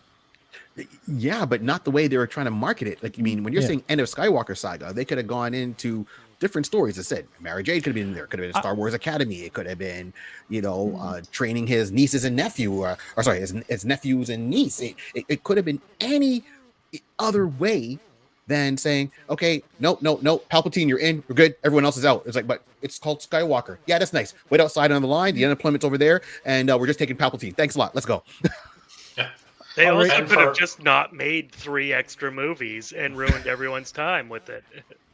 Well, it's why I didn't see the third one, is because I've like, as a kid, I saw the prequel trilogy. And that was when I was at that age, that was the age like 11, 12, 13. I was starting to get to the age where like I would see a bad movie in theaters and then I'd be like, that was bad. So that's my first experience with Star Wars, was that age of like, oh no, I can now recognize when a movie is a waste of time.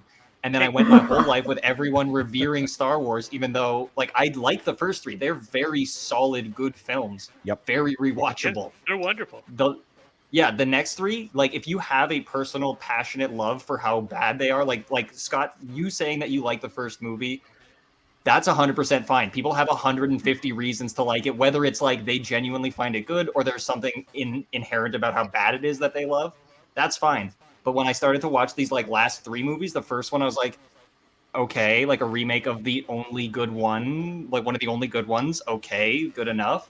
And then as soon as The Last Jedi started, which I agree, I like some of the things The Last Jedi tried to do, but in the end, you're just like, what a thorough waste of time it all was anyway. Like, I haven't seen Rise of Skywalker because I'm done. I'm just like, why would I sit there for 2.5 hours and have them just throw Star Wars fanfare at my face? Like, I'm okay, thanks. They missed the Womp Rat. It's like, I got it, I can do it. Missed. When I say I had a better idea for Kylo Ren than what they did, I'm not pulling it out of my ass either. Like, there were some really cool seeds that were planted in episode 7, which I gotta disagree with Scott. I thought was brilliant. I loved episode 7. But all of those seeds then, like, that's what ultimately ruined it, was it turned into a pissing contest between J.J. Abrams and Rian Johnson, where one guy's just like, I'm throwing out everything, all the seeds you planted, I'm throwing away everything you did, and we're going to go in this other direction. And then J.J. comes back and is like, okay, well now I'm going to throw out everything you did because you threw out everything I did, and I'm going to try and like yank it back in the first direction. And it just turned into a giant mess that was awful. So it was legitimately good. Rogue One. Yes. That was a fantastic movie, and they It destroyed me emotionally, but yes, it was very good. They told a good story. They did a good job of it. They did everything they should have without trying to like slam you in the face with nostalgia. They're just like, hey, we've got new characters. We've got a thing that you know kind of a lot about already, but we're gonna tell a different story about it, and it was interesting. Instead of being like, hey, we're just gonna like throw everything out the window that anyone ever knew about this, and just like hit them with A New Hope again, and then some bullshit for 2 other movies that nobody cares about, and then we'll throw Solo in the middle, and nobody will care about that either. And that's what I'm excited about now is they're getting to that place where they're like, okay, we're past the shadow of this whole Skywalker saga thing. Now we can start telling original stories in this world with original characters. Yeah, like The Mandalorian, fantastic. Everything they've done with The Mandalorian, love it. And that's even nostalgia-y shit that's going through that too. But like, Oh yeah. but Lone they're Wolf and doing Cub. I mean, Jon Yes. Favreau knows how to do nostalgia. Like, it's Ryan Johnson did not know how to do nostalgia. And remind me, I'm blanking on his name. What's the other guy besides Jon Favreau? Dave Filoni. Dave Filoni. Yeah. Dave Filoni makes the best Star Wars. Even before The Mandalorian, if you watch the Dave cartoons he Filoni, worked yeah. on. Do you know how he got Star Wars? By wearing a cowboy hat in public? No, he was he was actually the person that did Avatar: The Last Airbender, the cartoon, and he was in charge of that. Yeah, not And- surprised. He's got clout. And then he got a call one day. I can't remember who it was from. Who said, "Hi, yeah, I'm calling you from Lucas's animation division. We want you to work on put together our TV show." And he says, "Haha, that's hilarious. Lucasfilm doesn't have an animation division," and hung up. He thought somebody was pranking him. Meanwhile, they're calling to give him the position of the head of animation. Yeah, I love it. That's happened to a few people that I've heard funny stories about. Yeah. Yeah. Thankfully, they called him back, and then he did what was it called? He Clone did Wars the Clone cartoon. Wars. Clone Wars. cartoon, Clone yeah. Wars. That's it. And then Jon Favreau went to him for information. They just worked so well together that they partnered up. Yeah, Jon Favreau knows who to talk to. Yeah. Just a couple comments. We've gone. We're 15 minutes past 10, so it's Sean Griffin saying, I read a bunch of the extended universe stuff. I know about Jason and Jaina Solo, Lubaka.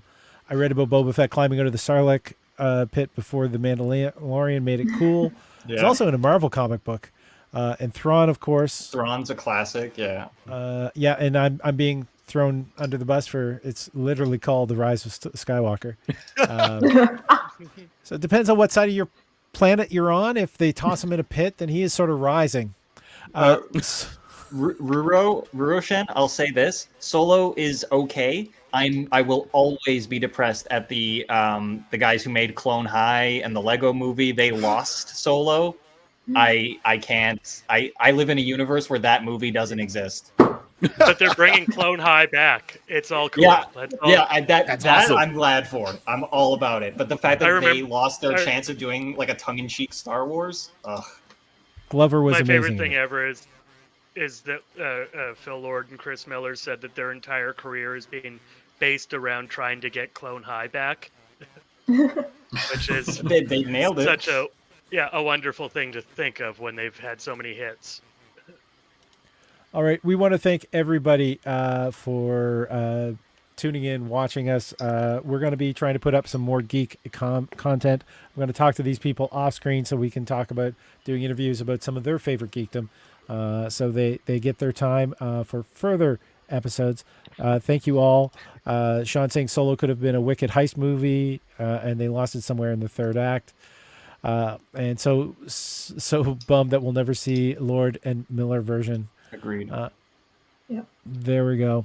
I'm Paul Ash. This has been BattleCom. With me has been Jason Hatrick, Barry Carter, AJ Young, Scott Carter, and of course the fantastic Erica Taddeo.